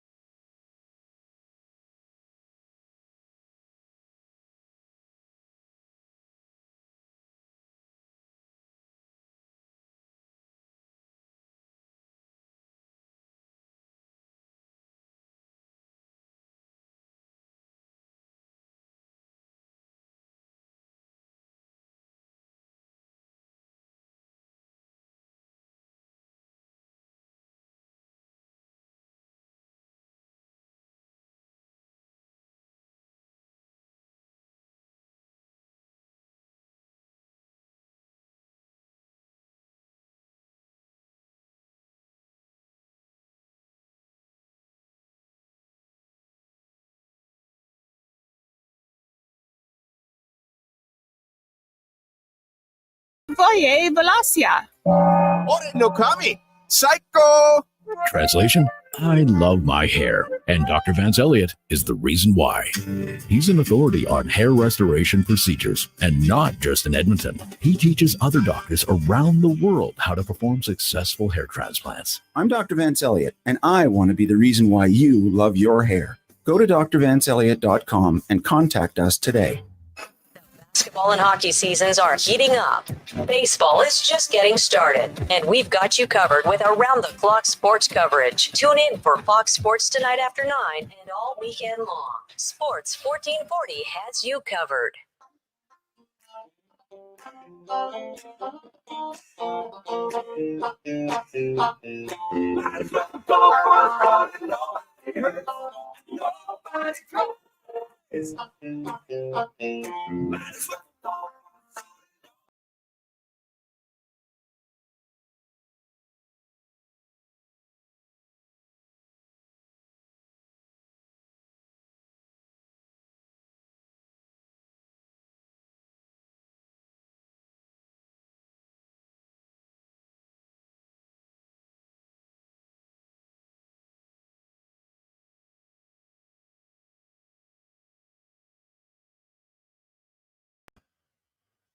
Thunderous Thursday. Welcome back to the show. Jason Gregor, Connor Halley with you. Sports 1440, Oilers Nation, YouTube, and Facebook. Lots of texts coming in regards to Raphael Lavoie interview. And you know what? There's some who say, guys, I really like Raph. Every time I listen to him, I'm just not sure he can ever play in the NHL. He's probably better off with a lower organization where I'll have better more chance to play from Dan. Well, that is true. I look at the Oilers roster now, and it's a Stanley Cup contending roster.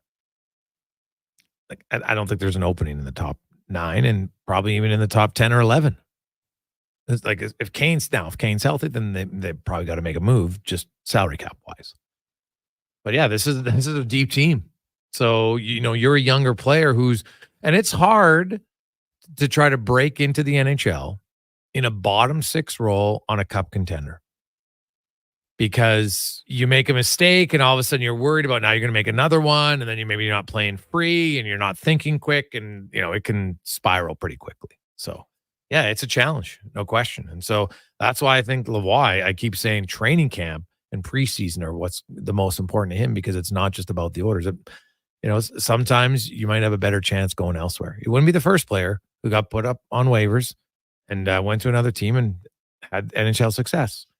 Now, does he have the foot speed long term? That's a valid question. I think that's something he's going to have to work on. I think when Raphael Lavoie plays a more engaged game, I think he moves well enough. So we'll see. Let's get to Connor Halley. 5 questions brought to you by The Brick. Find limited time deals like up to an extra $1,000 off select major kitchen appliances with their Buy More, Save More event right now at The Brick and thebrick.com. It's time for 5 questions on the Jason Gregor Show. All right, Jason, question number 1 to you again. The sign of the 3-year entry-level contract with Utah today. So my first question, where do you think Utah, as in the hockey club, finishes in the West this season? That's a really good question. I look at Utah, and if you actually look at them down the stretch, they were a pretty competitive team. I think they will compete for a wild card spot. And if they're within 3-4 points of the wild card spot, then that's been a step forward for that organization. Because when you look at Edmonton, Vegas, Vancouver, Colorado, Dallas, I think most think like, hey, those teams are playoff teams. Then there's LA, Winnipeg, Minnesota. What about the Blues? Right? I think Utah kind of falls in that category with Minnesota. And did I mention Dallas? They're obviously a playoff team. But Minnesota, St. Louis, Nashville's probably a playoff team too, maybe ahead of them. So there might be one spot that they're battling for. Now, there's always going to be a surprise team that we think is a lock in the top 6 that won't be. I just don't know who it is, because if I did, then I would bet on it, but I don't. Yeah, I'm with you. I mean, I like how they were down the stretch. I like some of the moves they made this offseason. Getting Sergachev is going to be good, absolutely. But I still don't think it's enough. I think it's just too competitive right now in the West. So I'm like you. I have them finishing in the 9th or 10th spot, but definitely a club trending in the right direction. Question number 2, have you been watching the Hard Knocks offseason? It's with the New York Giants. I've only seen the first episode, so no spoilers. But have you been watching it? And of the 3, they've got the in-season, the offseason, and training camp. Would you have a preference? I have not watched it. So do I have a preference? Well, the offseason just shows what the guys are doing in the offseason. It's first episode is with like management, coaching. Yeah, I don't know sure how much they're going to show you, so I'd have no interest in that. I'd probably be the training camp for sure. Yeah, there was one part where they had the GM talking with Dan Morgan, Panthers GM, kind of talking about, hey, you want to make a trade? You want to make a move? And it eventually did happen with Brian Burns. But yeah, I'm a training camp guy. I love the battles, love the history. Hard Knocks is great programming. So I'll watch it all, but I lean towards the training camp one as well. We'll be having McLoud Bethel-Thompson on the show coming up at about 5:20, 5:25. So I want to ask you this. Who are your top 3 CFL quarterbacks right now? Ooh, that's a good. So just based on this season alone, correct? Yeah. Not in their career, just on this season alone. That's it's a fascinating question, because people would say, well, look at Bo Levi Mitchell's numbers, right? He's throwing the ball all over the place, but he also leads in interceptions, and his team doesn't have a win. So I would go with Vernon Adams. That's his full name, Vernon Adams. I'm not a big fan of the initials. Can I just say that? I don't know where that's come from all of a sudden on the broadcast, but it's all VA, VA. I'm like, what? It's a little too inside for me, but nonetheless, I'll go Vernon Adams. Probably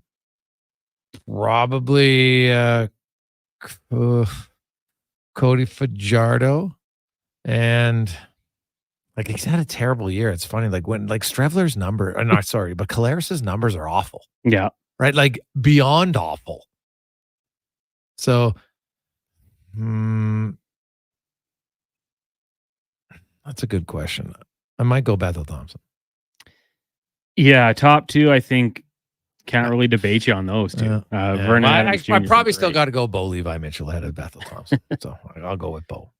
Trevor Harris, only played in the 3 games, but He's hurt, though. He's been pretty good. So yeah, while injured, it makes it tough to play.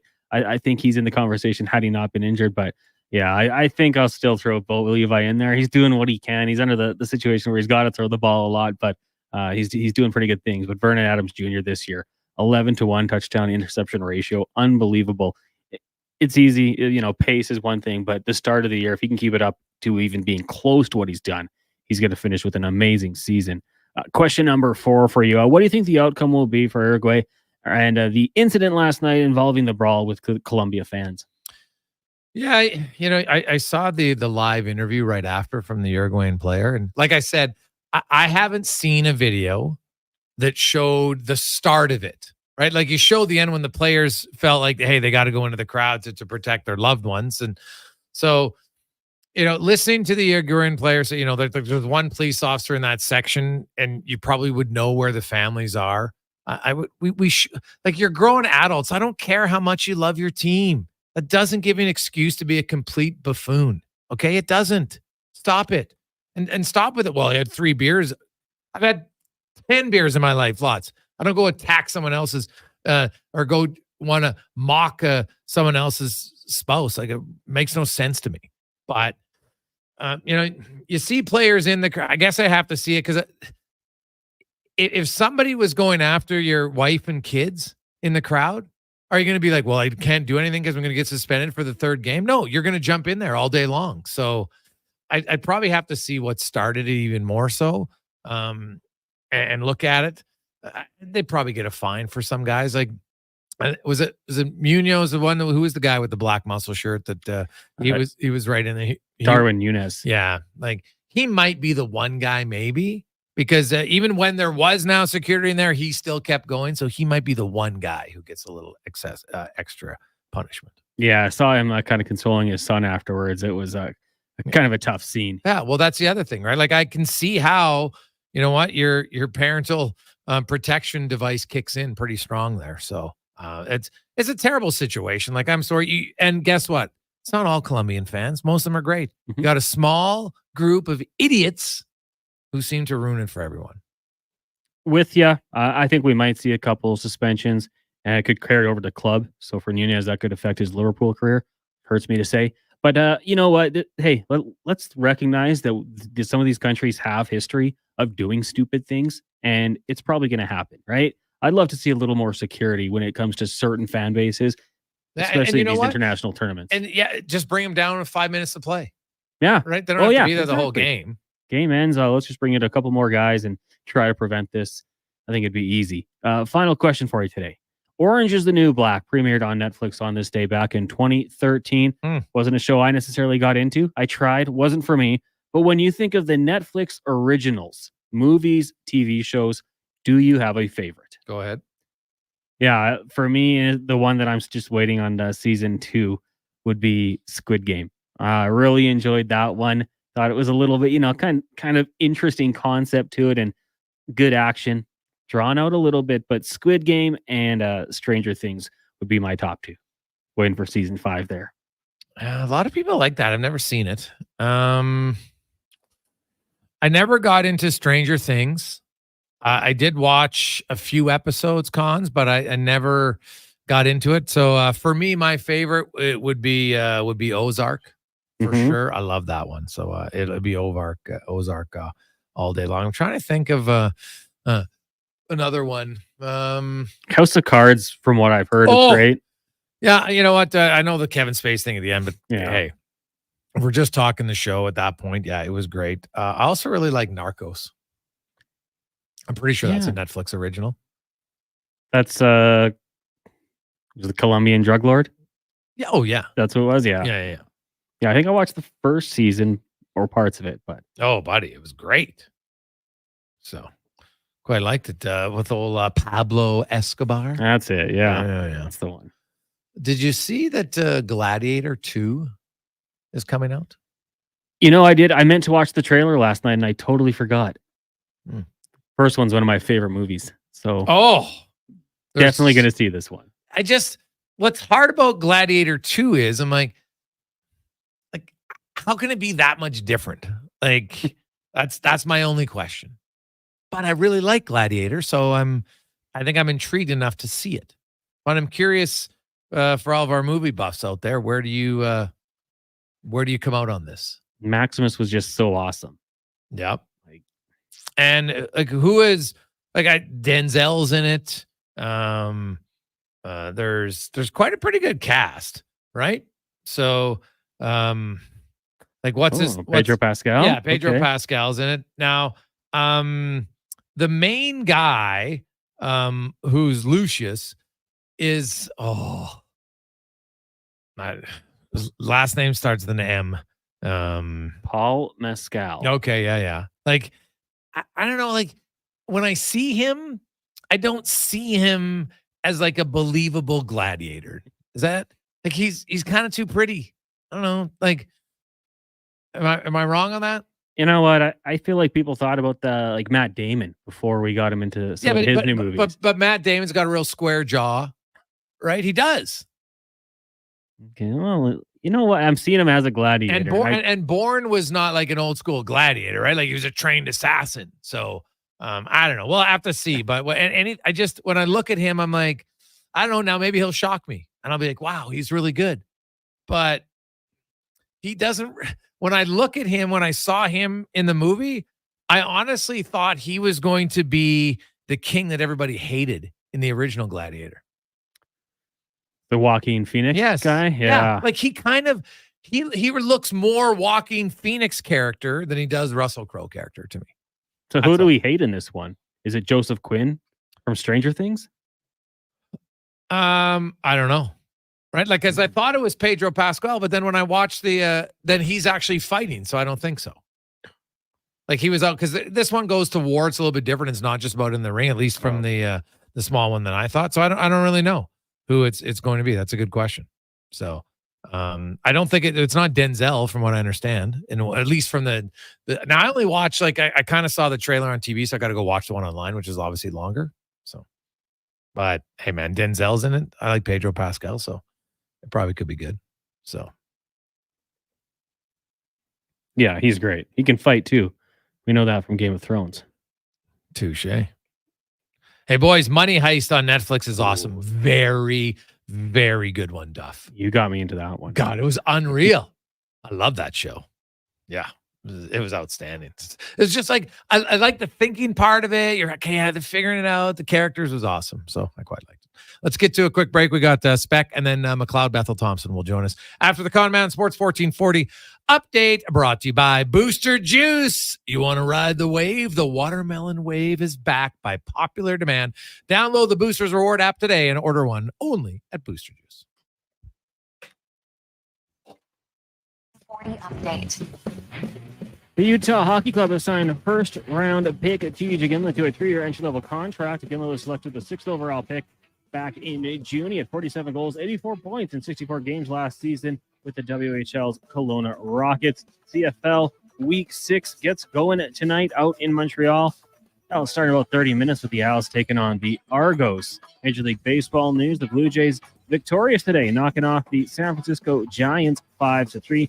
Kevin Gossman improving to 7-8 on the season. Other finals of the Pirates over the Brewers 1-0. Mets blanked the Nationals 7-0. Rockies fall to the Reds 8-1. And Tigers over the Guardians 10-1 right now. Yankees, Rays, and Cubs, Orioles both scoreless. Scratch that. The Rays just putting up 2 on the board. They lead 2-0. The Phillies up on the Dodgers by that same score. Early on in the WNBA, the Liberty lead the Sky 3-2. That one's still in the first quarter. Genesis Scottish Open right now. Justin Thomas atop the leaderboard after one round at -8. As for the Canadians, Corey Connors is tied for 8th. He's 5 under par. Mackenzie Hughes 4 under, and Adam Hadwin is 1 under. Some sad news to report. Monty Kiffin, legendary defensive coordinator in the NFL, has passed away. He spent 30 years coaching in the NFL, spending time with the Bucs and the Colts. He is a member of the Buccaneers Ring of Honor. He was 84 years old. Coming up in hour 4 of the Jason Gregor Show, we'll be joined by Mark Spector of Rogers Sportsnet and the quarterback of your Edmonton Elks, McLoud Bethel-Thompson. I'm Connor Halley. This has been a Sports 1440 update.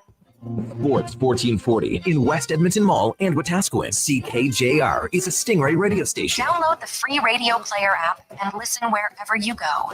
The 100% Canadian beef McDonald's Western Barbecue Quarter Pounder is quite the mouthful. So, who better to sell it in 30 seconds than a 100% Canadian auctioneer? Oh, mercy, it's back. 100% Canadian beef, topped with delicious smoky barbecue sauce and bacon. Who wants bacon? We got hickory smoked bacon strips, crispy onions. Who wants pickles? Not one, down better than 2 slices of processed cheddar cheese, served on a toasted sesame seed bun, and did so for a limited time at participating McDonald's restaurants in Western Canada. Christensen Communities, the name in active adult living. Enjoy retirement living without compromise. At Christensen, we understand that each lifestyle is unique. We are committed to providing choice through optional dining, personal services, recreation programs, and care plans to suit your current and future needs. Enjoy maintenance-free living and build new friendships in a safe, independent community. Large suites with full kitchens and in-suite laundry, on-site amenities, and so much more. Find out more today about our communities across the province at cdlhomes.com.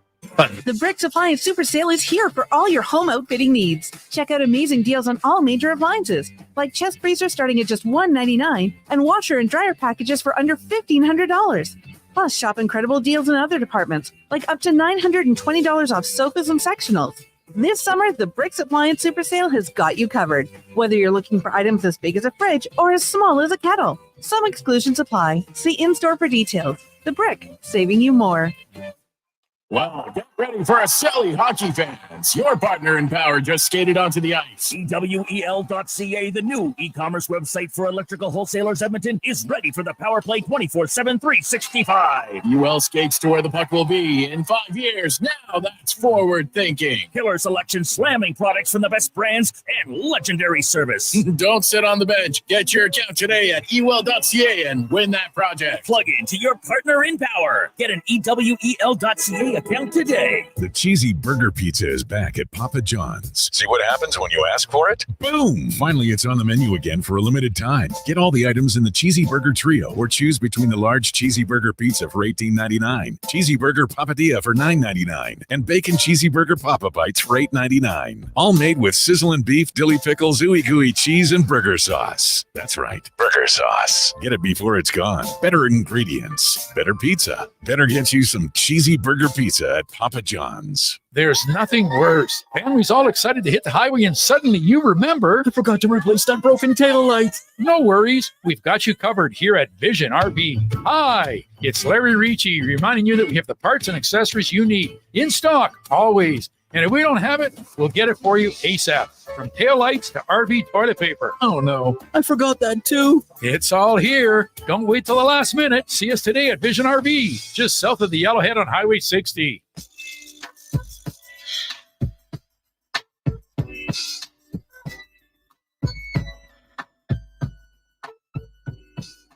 One, two, bring it to the folk. Snoop Doggy Dogg and Dr.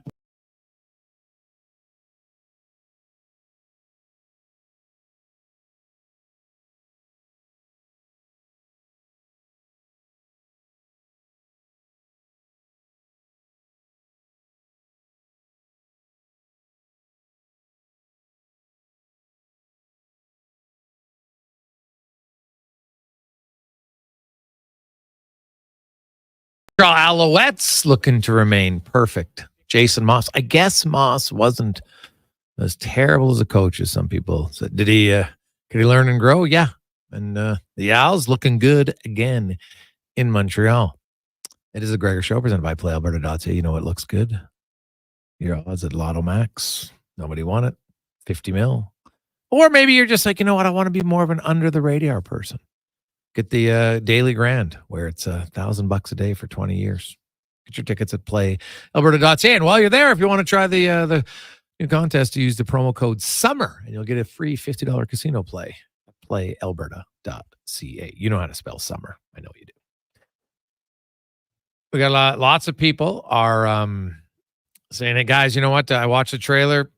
I'm skeptical, but I think I'll still watch it. Dan. Yeah, I like what Connor said during the break. It goes, if it's going to provide me some action-packed for a few hours, that'll be fine. It doesn't have to be better. And you know what? That could be fair. It's hard. Like, if you liked Gladiator, I think it'll be difficult to be better than the original. So you have to go in and just watch it like, I'm going to pretend I didn't know about the original. So we'll see. Let's get to the spec report brought to you by GS Construction. Now, are you looking for a new gig or maybe a first-time gig? Maybe you're just getting into the workforce. Well, great company to work for, especially if you're a sports fan. And if you want their owner to regale you at times that he played in the NHL, maybe that's a company to work for. Go to Indeed.com and look up GS Construction. As we welcome in Mark Spector to the show. And Spec, we had Raphael Lavoie on last hour. And we talked about how he didn't really get to go to a lot of training camps the first year because of COVID and then injuries and such. And, being in the city, just seeing that excitement, and he kind of knows where he is. You look at the Oilers depth chart, it's pretty obvious. If there's one job open for him, it'll be on the fourth line right wing. And, to me, his whole season could really kind of depend a little bit on how he plays in preseason, because it could possibly lead to another team maybe garnering enough interest to claim him on waivers if the Oilers don't keep him. Yeah, he's in a tough spot. Like, I think we could name their top 13 forwards right now. Let's put it this way, Jay. Let's say this. Let's say Raphael Lavoie has a wicked good camp and he's awesome and he's going to be the fourth line right winger. So what happens with Corey Perry? Or what happens with Derek Ryan? Or what happens, like, who's going to the minors instead of Lavoie? What do you think? No, fair question. Well, if you look at it, if Kane's on, let's say he's not ready to go, then there is 12 forwards, but there is an opening for a 13th, right? So to me, it's not so much that the guy goes to the minors for Raphael Lavoie. It's Raphael Lavoie beats out Corey Perry, and Corey Perry becomes the 13th forward. Right. You think that's going to happen? I'm not so sure. Yeah, well, I think it's difficult, but that's like, if you're Raphael Lavoie, that's what you have to look at. Like, I don't, because I don't know if the organization says, like, there's no chance that Corey Perry does Corey Perry have to be an every night guy in your lineup? I don't think he does. Oh, no, for sure not. Absolutely. He's not playing 82 games. He's playing probably 55 games tops. And that's if he stays healthy, and he's an old cat. So that's saying something. So sure. I guess it's just sort of Raphael Lavoie. I think the point you make starting out is the best one, Jay. Raphael Lavoie is playing as much for the other 31 general managers out there as he is for whoever's going to be the general manager here in Edmonton. It's his time now to not be able to clear waivers anymore, right? Mm-hmm. If he does go down, he's for sure waiver eligible, and it's his time in his career that someone else says, hey, we're going to take a shot on this guy, because they didn't take a shot on him last year on waivers. Yeah. And I think that's something he'd like to change. Well, the other benefit that he has, Spec, is at least now he has some NHL games on his resume. And that now there's not a lot, but it's 700% more than he had the year before. And that to me is just like, okay, they can look at footage. Okay, we saw him in the NHL. Guy didn't embarrass himself, didn't look out of place. He didn't do a whole lot either. Now, he didn't play a lot of minutes, but there is something to be said about that, where a team looks and, NHL player. Okay. You know what I mean? Like, it changes at times how players are viewed, whether people want to admit it or not. Yeah, it does. It does. I mean, unfortunately for Raphael Lavoie, he's in a spot where he's been heavily scouted for years here. I think that the reports, I know the scouts that scout the Oilers in Bakersfield, and they've all seen him lots. And their reports are their reports. Their opinions are their opinions, and they're not changing anytime soon. He's been around a long time. So he needs to find a way to change a lot of minds. He needs the opportunity to change a lot of minds. I'm not sure how many minds he's going to change in Bakersfield. He needs a shot in the NHL, and then he needs to do something with that shot. And all those guys and scouts that we all know, Jay, in that press box, who have said, I've had lots of viewings of Raphael Lavoie. I know exactly what he is. He's got to find a way to get those guys to take a second look now, and maybe have one of them say to their GM, hey, you know what? I saw this guy play the other game. I'm giving you a different report tonight than I gave you the last 4 years. If he's on waivers, we should take a look at this guy. Yeah. Well, obviously, yeah, that's kind of the whole goal for him is you have to play the game, like, because somebody is always watching, whether it's the organization, because the organizations, everybody has preconceived notions. fans, media people, scouts, GMs, heck, teammates have, and it's hard sometimes for someone to want to change how they view a player. For some, it won't matter how well someone plays. They're still going to focus on the elements of their game they don't like. And, as Craig Button told me, as a guy who's a scout, he goes, that's the biggest challenge. He goes, is you have to erase your preconceived notion on a player. It's the most difficult thing to do. Oh my God, scouts always start with the negative. When you say, what do you think about this player? The first three things out of their mouth are what the player doesn't do well. Then they get to what he does do well. And I agree with you, man. I think, that we all, when we watch a player too much, we always skew to the negative, and I'm sure I'm guilty of it too. So yeah, Raphael Lavoie, I mean, I think again, it's a combination of opportunity and preparedness. It's that big intersection in every career. And let's hope he gets some opportunity. And hey, maybe there's an injury. And I want to say to you, the guy playing fourth line right wing here in Edmonton this year is he turning 40 this season? Corey Perry, does he turn 40? I think it's 39, but I could be wrong. So that guy, he just may open the door for you for a 15-game stint, Mm-hmm. And if that happens and you're Raphael Lavoie, you got to grab that opportunity and you got to wring every bit out of it that you can. Yeah, he turned 39 in May. So yeah, this is his 39-year-old season. If the Oilers go to second, get into the third round, then yeah, he'll be turning 40. Chugging it. During the playoffs. And so like everybody watched Corey Perry. Like the thing, Corey Perry had 12 goals last year in only 54 NHL regular season games. 12 goals. Like that's why he got $1 million. Like I get the playoffs and I understand all of that, but the regular season numbers still matter in a lot of situations. I'm not saying it's right. I was a little surprised he got that high, although it is 1.15 as a base, and it's not lost on me that he could go to the minors and not count against the salary cap. So I'm not shocked that it's like the max you can get before you count against the cap, just on the off chance, because I think, him and Derek Ryan, as the season goes along, they're depending on how they play.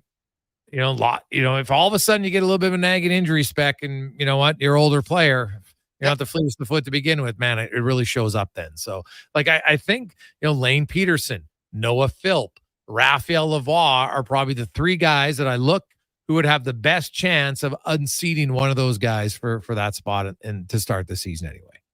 Yeah, no, it's a funny organization to be in. Like, let's talk about Corey Perry. He'd be wasting his time playing in Calgary. Like, there's no point having him there. There is a point, right? There's a point having him in Edmonton. He fulfills a certain role. I got all day for having that guy on this team. When you're in the minors on this team, it's different. Let's say it, man. The top 13 forwards and top 7 defensemen, they're picked heading into camp. Like, it's going to take really something for somebody to change Jeff Jackson's mind here and make this team, if your name is, Raphael Lavoie or Peterson or one of those guys. I'm not saying it's impossible, but man, it's not that possible. So it's just that this is the organization you're in.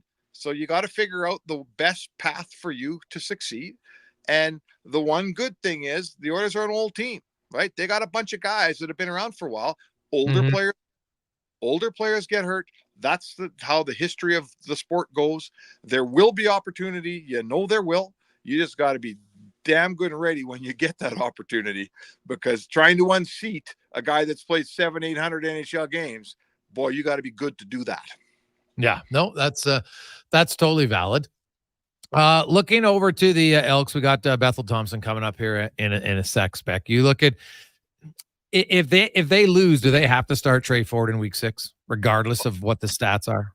I don't know. I mean, it's a good question because Bethel-Thompson's stats are really good, except for the big stat, right? Wins and losses. But his numbers are good. He's moving the ball. Like, they're not losing because they're not passing well enough, or they're not moving the ball. But he does have 5 interceptions to lead. He's got too many picks. I get it. But I guess I'd ask you, listen, I'm a guy that thinks that the situation they're in, they should be playing Trey Ford pretty soon here too. I agree with you on that. But I do want to say to you, if the question is, we're throwing too many interceptions, let's solve the problem by putting Trey Ford in, a young quarterback, I'm not sure that's necessarily the solution. So to me, it's a bigger picture decision, and they've signed Bethel-Thompson here as a veteran quarterback, and I don't get it, frankly. They sent the message that they don't really want Trey Ford to be there. They're not going to give him much time. I'm not sure what we're doing here. I'll be surprised if Trey Ford hangs around much longer for all of this, but I guess you could play him. If you're 0-5, why wouldn't you play him? But now what about the guy you're paying all the money to? You just going to sit Bethel-Thompson down?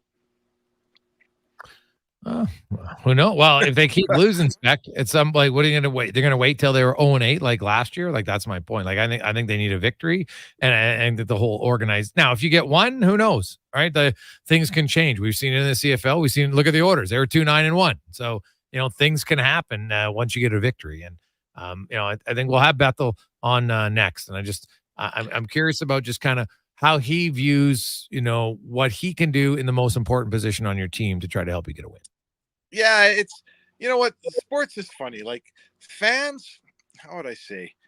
Like, let's say hockey, coaches and other players, they love a guy like Adam Henrique as a third line center because he's a veteran and he's smart and he knows the game and he knows what to do and when to do it and how to do it. And fans go, man, I like Ryan McLeod because he's fast and young and who knows how good he could be. Maybe he'll be great. And then you go to football, and I don't know anything about the Elks. I'm never in their room. But I'd bet you 100, Jay, that the guys on that offense love Bethel-Thompson because he's a pro and he makes his reads and he's not running all over the place. And the play that gets called is the play that gets run. He's a veteran professional guy. Trey Ford's the opposite of that. He's the young guy who's running around. He's exciting to watch. The fans love this guy. So, you got to remember, that's why, they always say the old joke in Saskatchewan, the favorite Saskatchewan Rough Rider every year is the backup quarterback, right? Because the fans want to see the guy that's not playing. So I understand why they're playing Bethel-Thompson. They're trying to win games. But as a fan, man, I love watching Trey Ford play. Well, Spec, see, I'm actually going to the game on Sunday, so I'm looking forward to good. it. Should be a good one. 5:00 should be warm. Should be great weather. Oh boy, have yourself, unbelievable. Like it's Thursday night. Enjoy the lake. I will for sure. Thanks, Jay. It's Mark Spector and the Spec Report brought to you by GS Construction. When we return, McLoud Bethel-Thompson will join us, QB of the Elks. Rule number 41: never challenge a goose in the bow valley. They run this town and they know it. Summer in Alberta has its own set of rules. And if you're looking to add a little extra fun, Play Alberta has it all. Use promo code SUMMER to snag a $50 casino bonus for casino, instance, and live dealer with your next deposit. Get ready for promotions throughout the summer. Oh, and Spec, most of those sunny Alberta days because we had Raphael. Long enough. Bonus terms and conditions apply. The summer road lays ahead. Your potential destinations are endless. Volvo Cars Edmonton gives you choice to match. Right now, lease a 2024 Volvo XC90 from 0% for qualifying loyal customers. Or save $7,000 on all new 2024 XC60 recharge plug-in hybrid models. All demo vehicles come with a free 10-year, 1 million kilometer warranty. No matter what you decide this summer will become, your first choice is Volvo Cars Edmonton. VolvoCarsEdmonton.com, 1205 101 Street Southwest.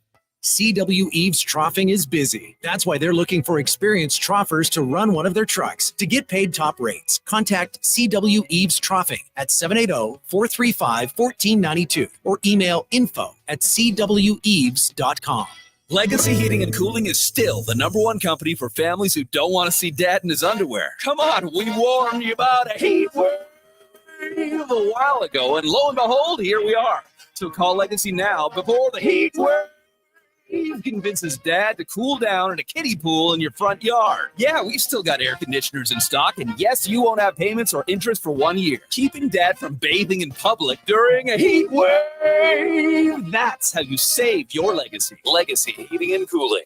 Employee pricing is on now at GMC. Right now, get up to $11,300 off select Sierra 1500 Denali Ultimate Crew Cab models. With employee pricing, combined with Sierra's 6.2-liter V8 gas engine, 13.4-inch diagonal premium infotainment system with available Google built-in, plus available Super Cruise hands-free driver assistance tech, there's more reasons than ever to celebrate this summer. Hit it!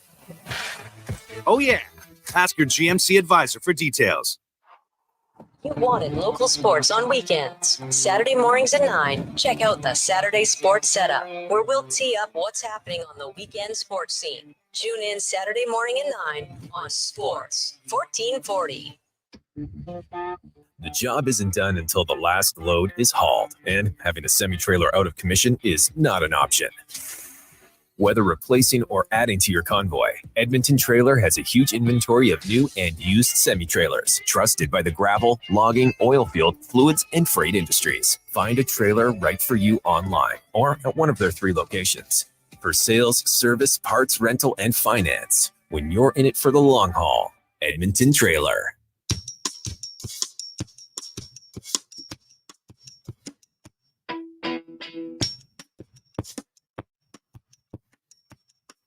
Gotta keep them separated.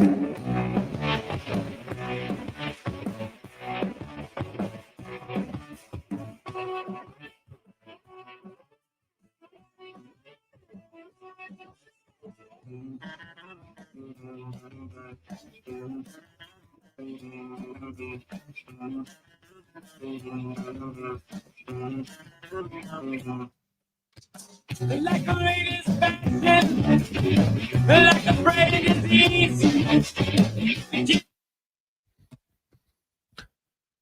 Rolling through a Thursday afternoon. How are you? Jason Gregor, Connor Halley, Declan Clue running things at Wooders Nation YouTube and Facebook. Thanks for watching there. Online at Twitter and Instagram as well. Streaming at sports1440.ca. Maybe got the app out listening. We're great. And for all of you who are kicking it old school on the radio, we love it. It's the best place to be. Sports 1440. As we get to our football report, brought to you by Legacy Heating and Cooling, home of the no payments, no interest for 1 year on your AC unit. Stay cool all summer long, especially right now. Get your AC unit, legacyheating.ca. As we welcome back to the show, starting quarterback for the Edmonton Elks, McLoud Bethel-Thompson joins us. McLoud, welcome back to the show. How you doing? Thank you. I'm doing great. How are you doing? I'm excellent. When you practice in this type of heat, is it a good thing to get you prepared for what should be a hot Sunday evening? Oh, I love it. I love the weather. I love the heat. Makes you feel like you're doing something hard, and hard is where the good stuff is. So I enjoy it. I was worried there through training camp that Edmonton never got warm. So I'm glad that there is some warmth here. Your team would like to heat up a little bit, McLeod. You guys have had a lot of good stretches, but ultimately when it comes down to it, you find ways to lose games right now, maybe more than find ways to win games. It's not like teams are dominating you by any stretch of the imagination. So as a quarterback and, the leader of the offense, what do you see and how do you eliminate those key mistakes at key times that seem to be costing your team? Well, it's just about you continuing to chop wood, right? And in fact that we have been outplaying every team we played for the most part in terms of yardage and moving the ball. And like to your point, we find a way to not capitalize there at the end. And that's just about creating a winning culture and expecting to get over that hump. And I truly love our process. And that's what you don't throw the baby out with the bathwater. When you have a good process, when you have really talented players that work hard throughout the week, you continue to see that process through. And it's just hard right now, right? You want to turn those good performances into victories. But great things lie right on the other side of hard. So we're going to keep chopping wood, and there's no better time than to turn that around now. And luckily there's 14 more games to make it happen. How do you find the balance of staying on track, believing in the process, as you mentioned, but also saying, guys, you know what? We can't go offside on a kickoff when we never go offside on a kickoff.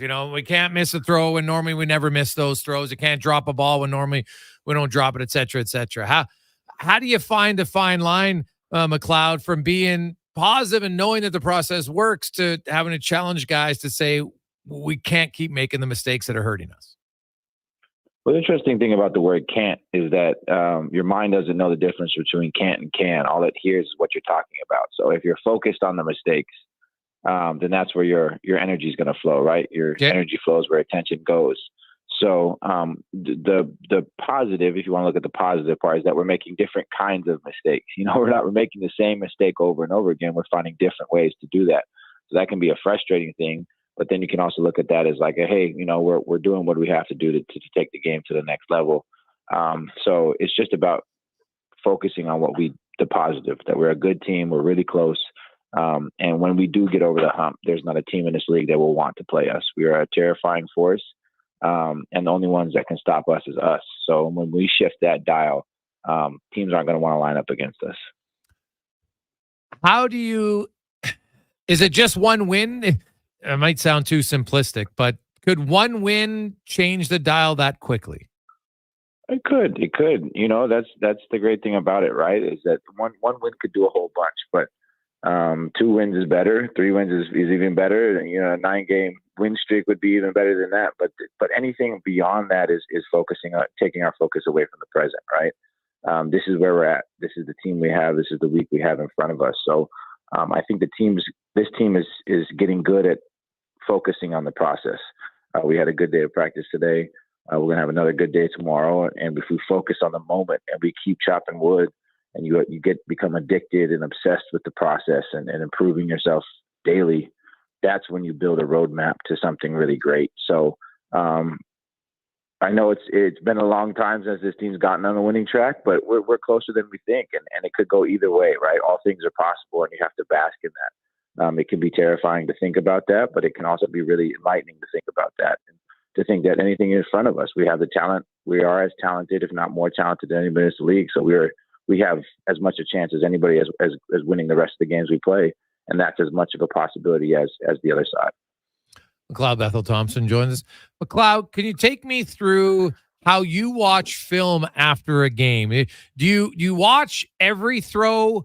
Do you look at what you like about every throw? What it goes through for you on an after game film session? I'm absolutely brutal on myself. I lash myself with abuse after a game. I'm not kind to myself. I don't sleep after games. I'm averaging about 2 or 3 not good plays a game. I feel other than that, I'm playing complete games, and it's coming down to about 2 or 3 plays where I'm trying to do too much, or trying to win the game, or trying to be conservative, or really trying to do something rather than just being the sauce that makes the play work. And that's the quarterback's job, right? You just got to get out there, execute the play, get us out of bad plays, execute really good plays, and be that kind of Swiss Army knife that makes it go. So I watch those 2 or 3 plays, and I really dissect what my thought process was going into it, and what I can improve on. And that's what I dial in, first is how can I make step forwards? How can I progress? How can I play that elite perfect game and do that consistently? And then you look at the macro, right? You look at what's surrounding us, what was tough about this game, what circumstances made that hard or difficult, and you can pull back from there to line play, which affects the quarterback, to receiver play, which affects the quarterback, to running back play, that affects the quarterback and the whole. And then you look into the whole picture as to were we down in this situation, were we up in this situation. So I take it from a micro and then go into a macro and heal those wounds about 2 or 3 days and get ready to stand back up and put my heart on the line one more time. So when you go through those plays, McLoud, from the BC game, when you had Cobb early in the third quarter and you just overthrew him, is that considered a bad play? Like, is that one of the plays that you really rip yourself over? Because what we see on TV, and doesn't, like, I don't know if there's a route, is a wrong route, is a guy just overthrew it? Is that one of those plays where you look and say, man, because that's a touchdown if I put it in his hands? Well, I'll dive into that one. That's a draw play to the running back. That's supposed to go to the running back. That's a draw play up the middle. The will blitzes, and it was a 3 down front. So the will blitzes, and actually we're going to. So we're actually supposed to read the will, and the will blitz, but the other linebacker pushed over the top, so I couldn't go to my hot read, which was the backside, and I couldn't hand the ball off to KB. So we were kind of in a double pickle, and I drifted to the left and threw a ball that we never really throw, and it could have been a touchdown, but we never really throw it. So the receiver wasn't necessarily going as fast as he could have possibly. Maybe I could have adjusted for him not going as fast as he thought he should be going. I put it to a spot that a corner ball usually goes to, especially with how speedy that receiver was.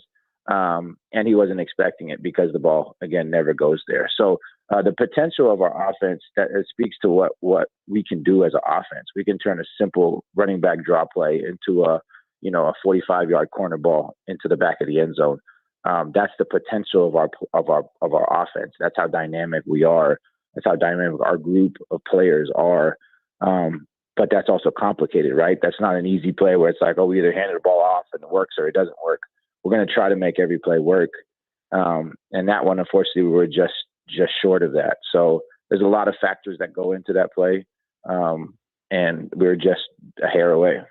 So I appreciate that, McLoud. So I'm curious and if you'd be willing to share. So if you go back to the BC game, what was the play or two that you really didn't like about your game? The first one was the interception in the red zone, especially it's on first down. So that's another factor is their mistakes become your mistakes, right? So they're running 3 double cut in the red zone. It's first down, right? We just get a nice run. We get a first down in the red zone. So the big thing is like, okay, let's get yardage. Let's move into a second and medium and go down and score a touchdown. So it's a 2-by-3 formation. They go into a soft 3 double cut coverage. We have a high low there to the boundary. And so I get off the boundary because it's 3 double cut. Really, they actually bust the coverage and there's no high player over there. So you can see the corner ball actually running open on that play. Get a little pressure from the right, reset to our double digs, which we like at 3 double cut. The high dig was covered, and Ciante Evans, the field corner, who's supposed to be in a high double cut to the field, just took a gamble. And I actually talked with him after the game about it. He just took a gamble. So I was just guessing. And I just ran and cut and beat the demitch to the ball there to the field. It was something that's really frustrating for me because rather than being aggressive or playing it out or finding a different route, I kind of was like, okay, let's just get a couple yards here and move into it. Whereas like I was making conclusions before the play happened. So what I would like to see in my game improve is just play it out, man. If it becomes a shot on first down, it becomes a shot on first down. Play it out how you see it rather than jumping to conclusions, trying to control the whole game. That's a big one. What's another one in that game? Early in the game, we had run a dove, double dig concept to the backside, and they come out of the sky. They push the free safety weak and cloud the boundary. So normally when you cloud the boundary, you're working field right away. So I go to work the field right away, but the wheel also got depth. So I could have gotten a completion to a shallow route to the clouded side. But normally we work double digs. Our dig was a little bit short, and the mic ended up pushing. If he would have gotten his depth, I could have thrown the dig route and converted on second down and kept us on the field. So it's like, do I take the shallow or do I go to where the coverage tells me to go? Again, like the complications of what you want to do. If we do get our depth, that's about a 20, 25 yard throw, and we get big play there. So I wish I would have just taken the shallow and played my progression as smoothly as possible. There's a couple more. I don't know. I'm on to Ottawa, so I can't remember the third one. No. That's more than enough. And your ability to recall all the situations is amazing to me. And as you're explaining it to us, we're like, yeah, all these things you're explaining happen in like 3 seconds. It takes you that long. 2.3 usually. Yeah. 2.3 to 2.8. I try to get the ball out before 3 seconds to make my O-line's life easy. Yeah. Well, so obviously I think it kind of takes us inside the mind, and I appreciate you doing that, of just what's going on and how quick and split-second decisions need to be made for it to work, not only for the quarterback, but for the entire team. So if you look at your overall offensive numbers, McLoud, as a group, and you'd say, I think we're doing a lot of things well. We just haven't been able to finish. Do you notice as a leader of your team, when it gets close right now, is there, and I do think the mental part of the game comes into play. Like, we talk about teams who know how to win, right? And then there's teams who find ways to lose. How do you switch that so you're on the know how to win factor, and how long does it take to get to that page? I think part of it's about pushing through your deepest fears. I think that this team has a deep fear of repeating what they've been through in the last couple of years. So it's pushing through those deepest fears and getting out of the here we go again mentality and building into a mentality about we're excited about the opportunity. So sometimes you kind of have to face your worst case scenario, and maybe that's right now. We faced the last thing we wanted was to go 0-4 in the first 4 games. We saw that as an opportunity to play the best in the league and beat them, and we outplayed them, and yet we still don't have anything to show for it. So maybe it's just about facing your deepest fears and going like, you know what, no matter what, we still have to get up and play another game. So just getting to the other side of that, continuing to chopping wood, and then know that every play matters. And when we all collectively make the decision to know that every play matters, we can get to the flip side of that fear and get to see that opportunity as an opportunity rather than as something to shy away from. Looking ahead to Ottawa, McLeod, obviously you're not going to give away the game plan, but what is it? They're 2-2. We had AJ Jakubek on. They got some injuries on the defensive line, which could play a big factor, I think, in this game and in how they pressure. Are they a team? Do you expect them to bring a lot of pressure? Are this a team that you talked about earlier, how maybe sometimes you can just wait for the play to come out that you think should be there? Will you have a little bit more time against them based on how they play? What's your expectations on what you're going to face defensively against Ottawa? I mean, they got a strong front, right? They got a strong front that do a lot of they twist and they do a whole bunch of stuff that more than any other team in the league. They like to bring pressures. They got backers that like to picket. Their Sam likes to blitz. They brought their boundary half about 12 times. I think their Sam about 18 times this year, maybe even more. So they like to bring pressure, and they got a strong front. So they're going to try to hit you in the mouth before you can get off a throw, right? And then the back end, they do a really good at pattern reading. So they do something called match coverage, where they pattern read and try to play off your first read and kind of guess the route combination. So that's kind of their game plan. They got a strong front to kind of stop your run as well. So the biggest thing is being efficient on first down. Take what they give you, so you don't get in a second long situation where you got to pass, and then you can let those D-line and those blitzing linebackers kind of pin their ears back and come after you. So it's a simple kind of efficient on first down, and then stay on the field, keep the ball in our hands so that their offense can't score and put points on the board. Well, Cloud, really enjoy the rundown, my man. Best of luck Sunday afternoon / early evening. Absolutely. Appreciate you. Let's go get a win. There's McLoud Bethel-Thompson. Now, that was excellent if you want to get an understanding of what a quarterback sees on the field. And when he was breaking down all the defensive schemes that he's seen, what they're playing here, and you got to remember, you're making all those decisions and reads in like 2.5 to 3 seconds. Tough position. And that the Cobb throw is one that he says we don't do very often. Wasn't even the set play.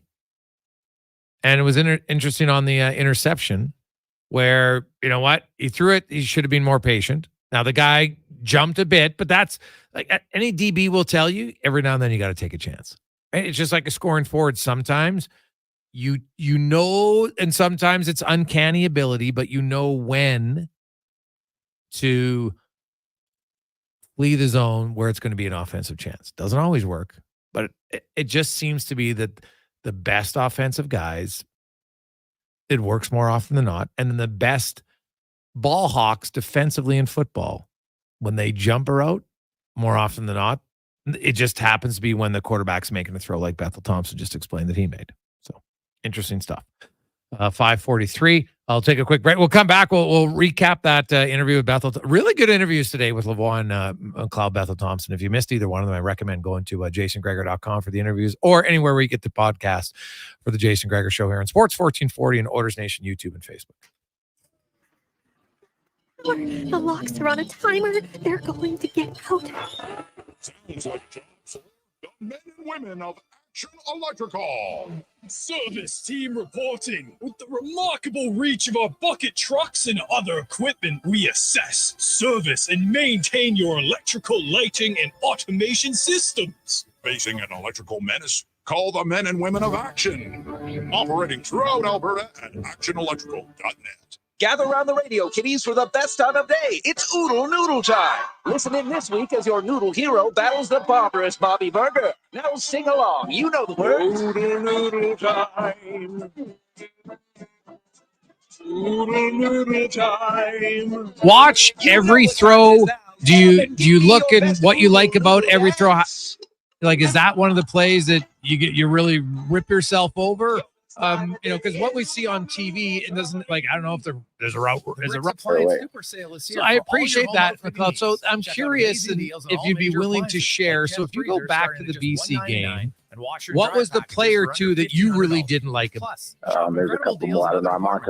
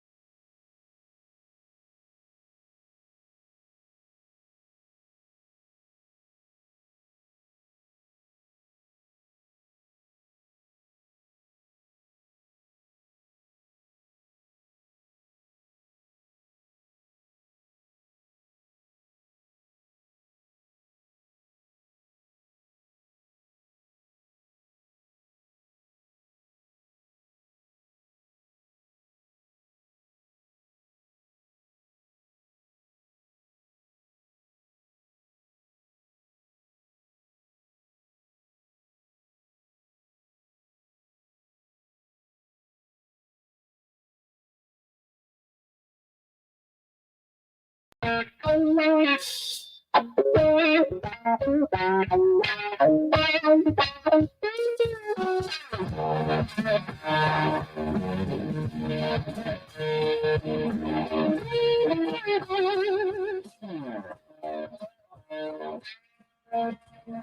of text flying in 833-401-1440. Hey guys, I'm in my car nodding as if I had any clue what he was really saying.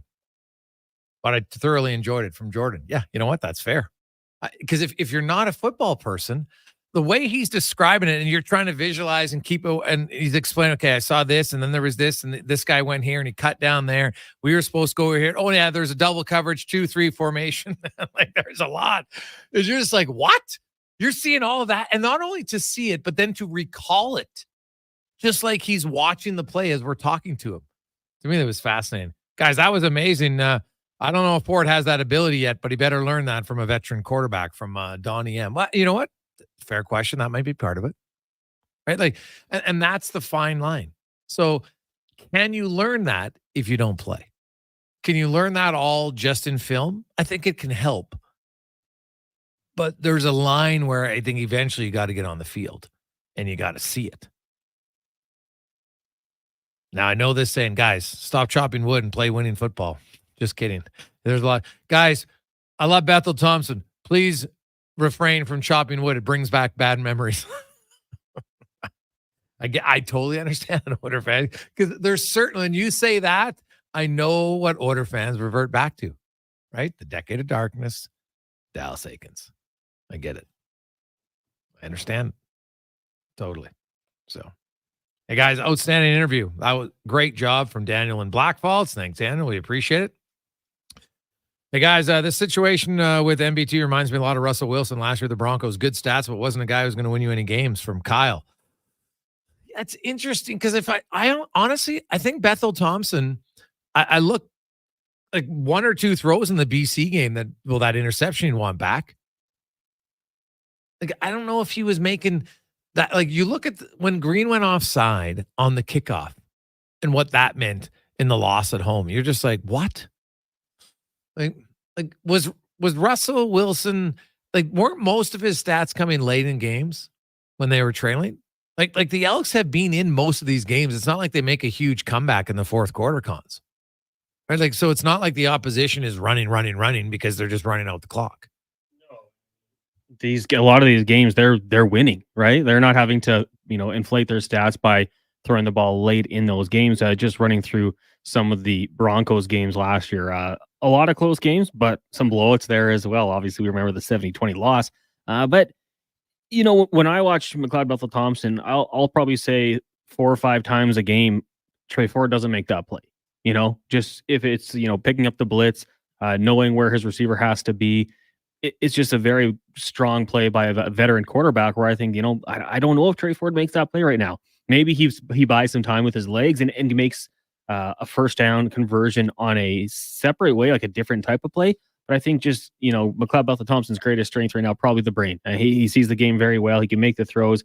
And there's a lot of times he makes the smart play. And it's kind of cool to get that breakdown. But yeah, it's a results-driven business. You got to win football games, and we're going to get to a point again where people are going to start saying, we want Trey. We've heard those chants from the crowd. You look around the stadium, I see a lot of kids wearing Trey Ford jerseys. If you're not getting wins, I think we get to a certain point where even if it's not the quarterback's fault, you got to make that move and maybe you try to spark the team another way. Yeah. And, hey, they got to get a win. And I do wonder if you get one win, I think a lot of players just exhale a bit. Right? There's not as much pressure. You feel better about yourself. You come in the room afterward. Even if you didn't have a great game, you just feel better. Like, automatically, they're going to feel better. And that could lead to a better practice and yada, yada, yada. So I'm kind of, to me, I think this is bordering on a must-win game for them. I really do. And, they could get a break here with some injuries. We don't know yet if Ottawa's starting quarterback's even ready, Cons, due to the concussions, right? So, that's something to watch for here coming out of this game. And Elks got to find a way to win. I think from from the fan base, from, you go up and down the lineup on everything here. Like this is a big game for the organization.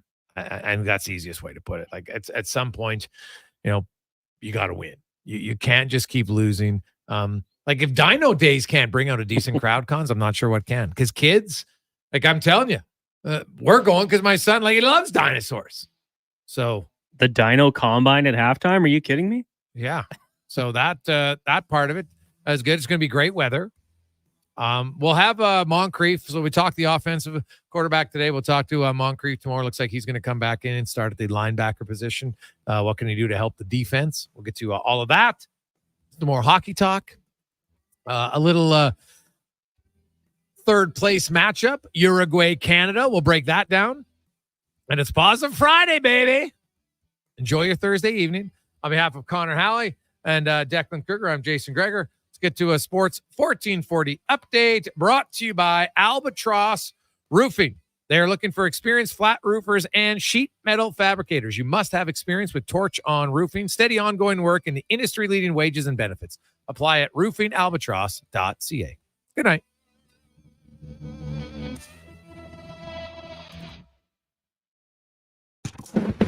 This is a Sports 1440 update.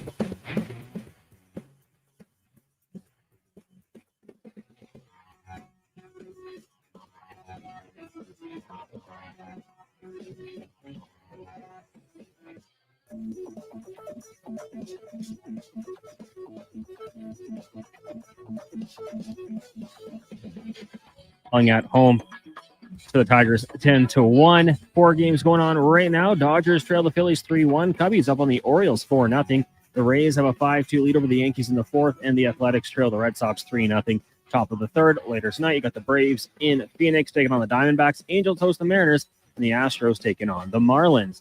WNBA right now, we've got the Sky leading the Liberty at 40-38 at halftime. Genesis Scottish Open after one round. Justin Thomas sitting atop the leaderboard.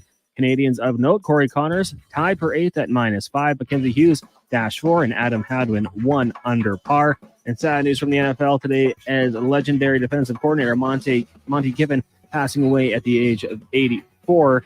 Spent almost 30 years in the league working with Tony Dungy with the Colts and the Buccaneers, and was a member of the Buccaneers Ring of Honor. That'll do it for us here on the Jason Gregor Show. Coming up next, we've got Turn Sports from 6 till 9, followed by Fox Sports Radio overnight. Brandon Douglas and Donovan Paulson back with you tomorrow morning, 7 a.m. with guest host, former member of the Green and Gold, Eddie Steele. I'm Connor Halley. This has been a Sports 1440.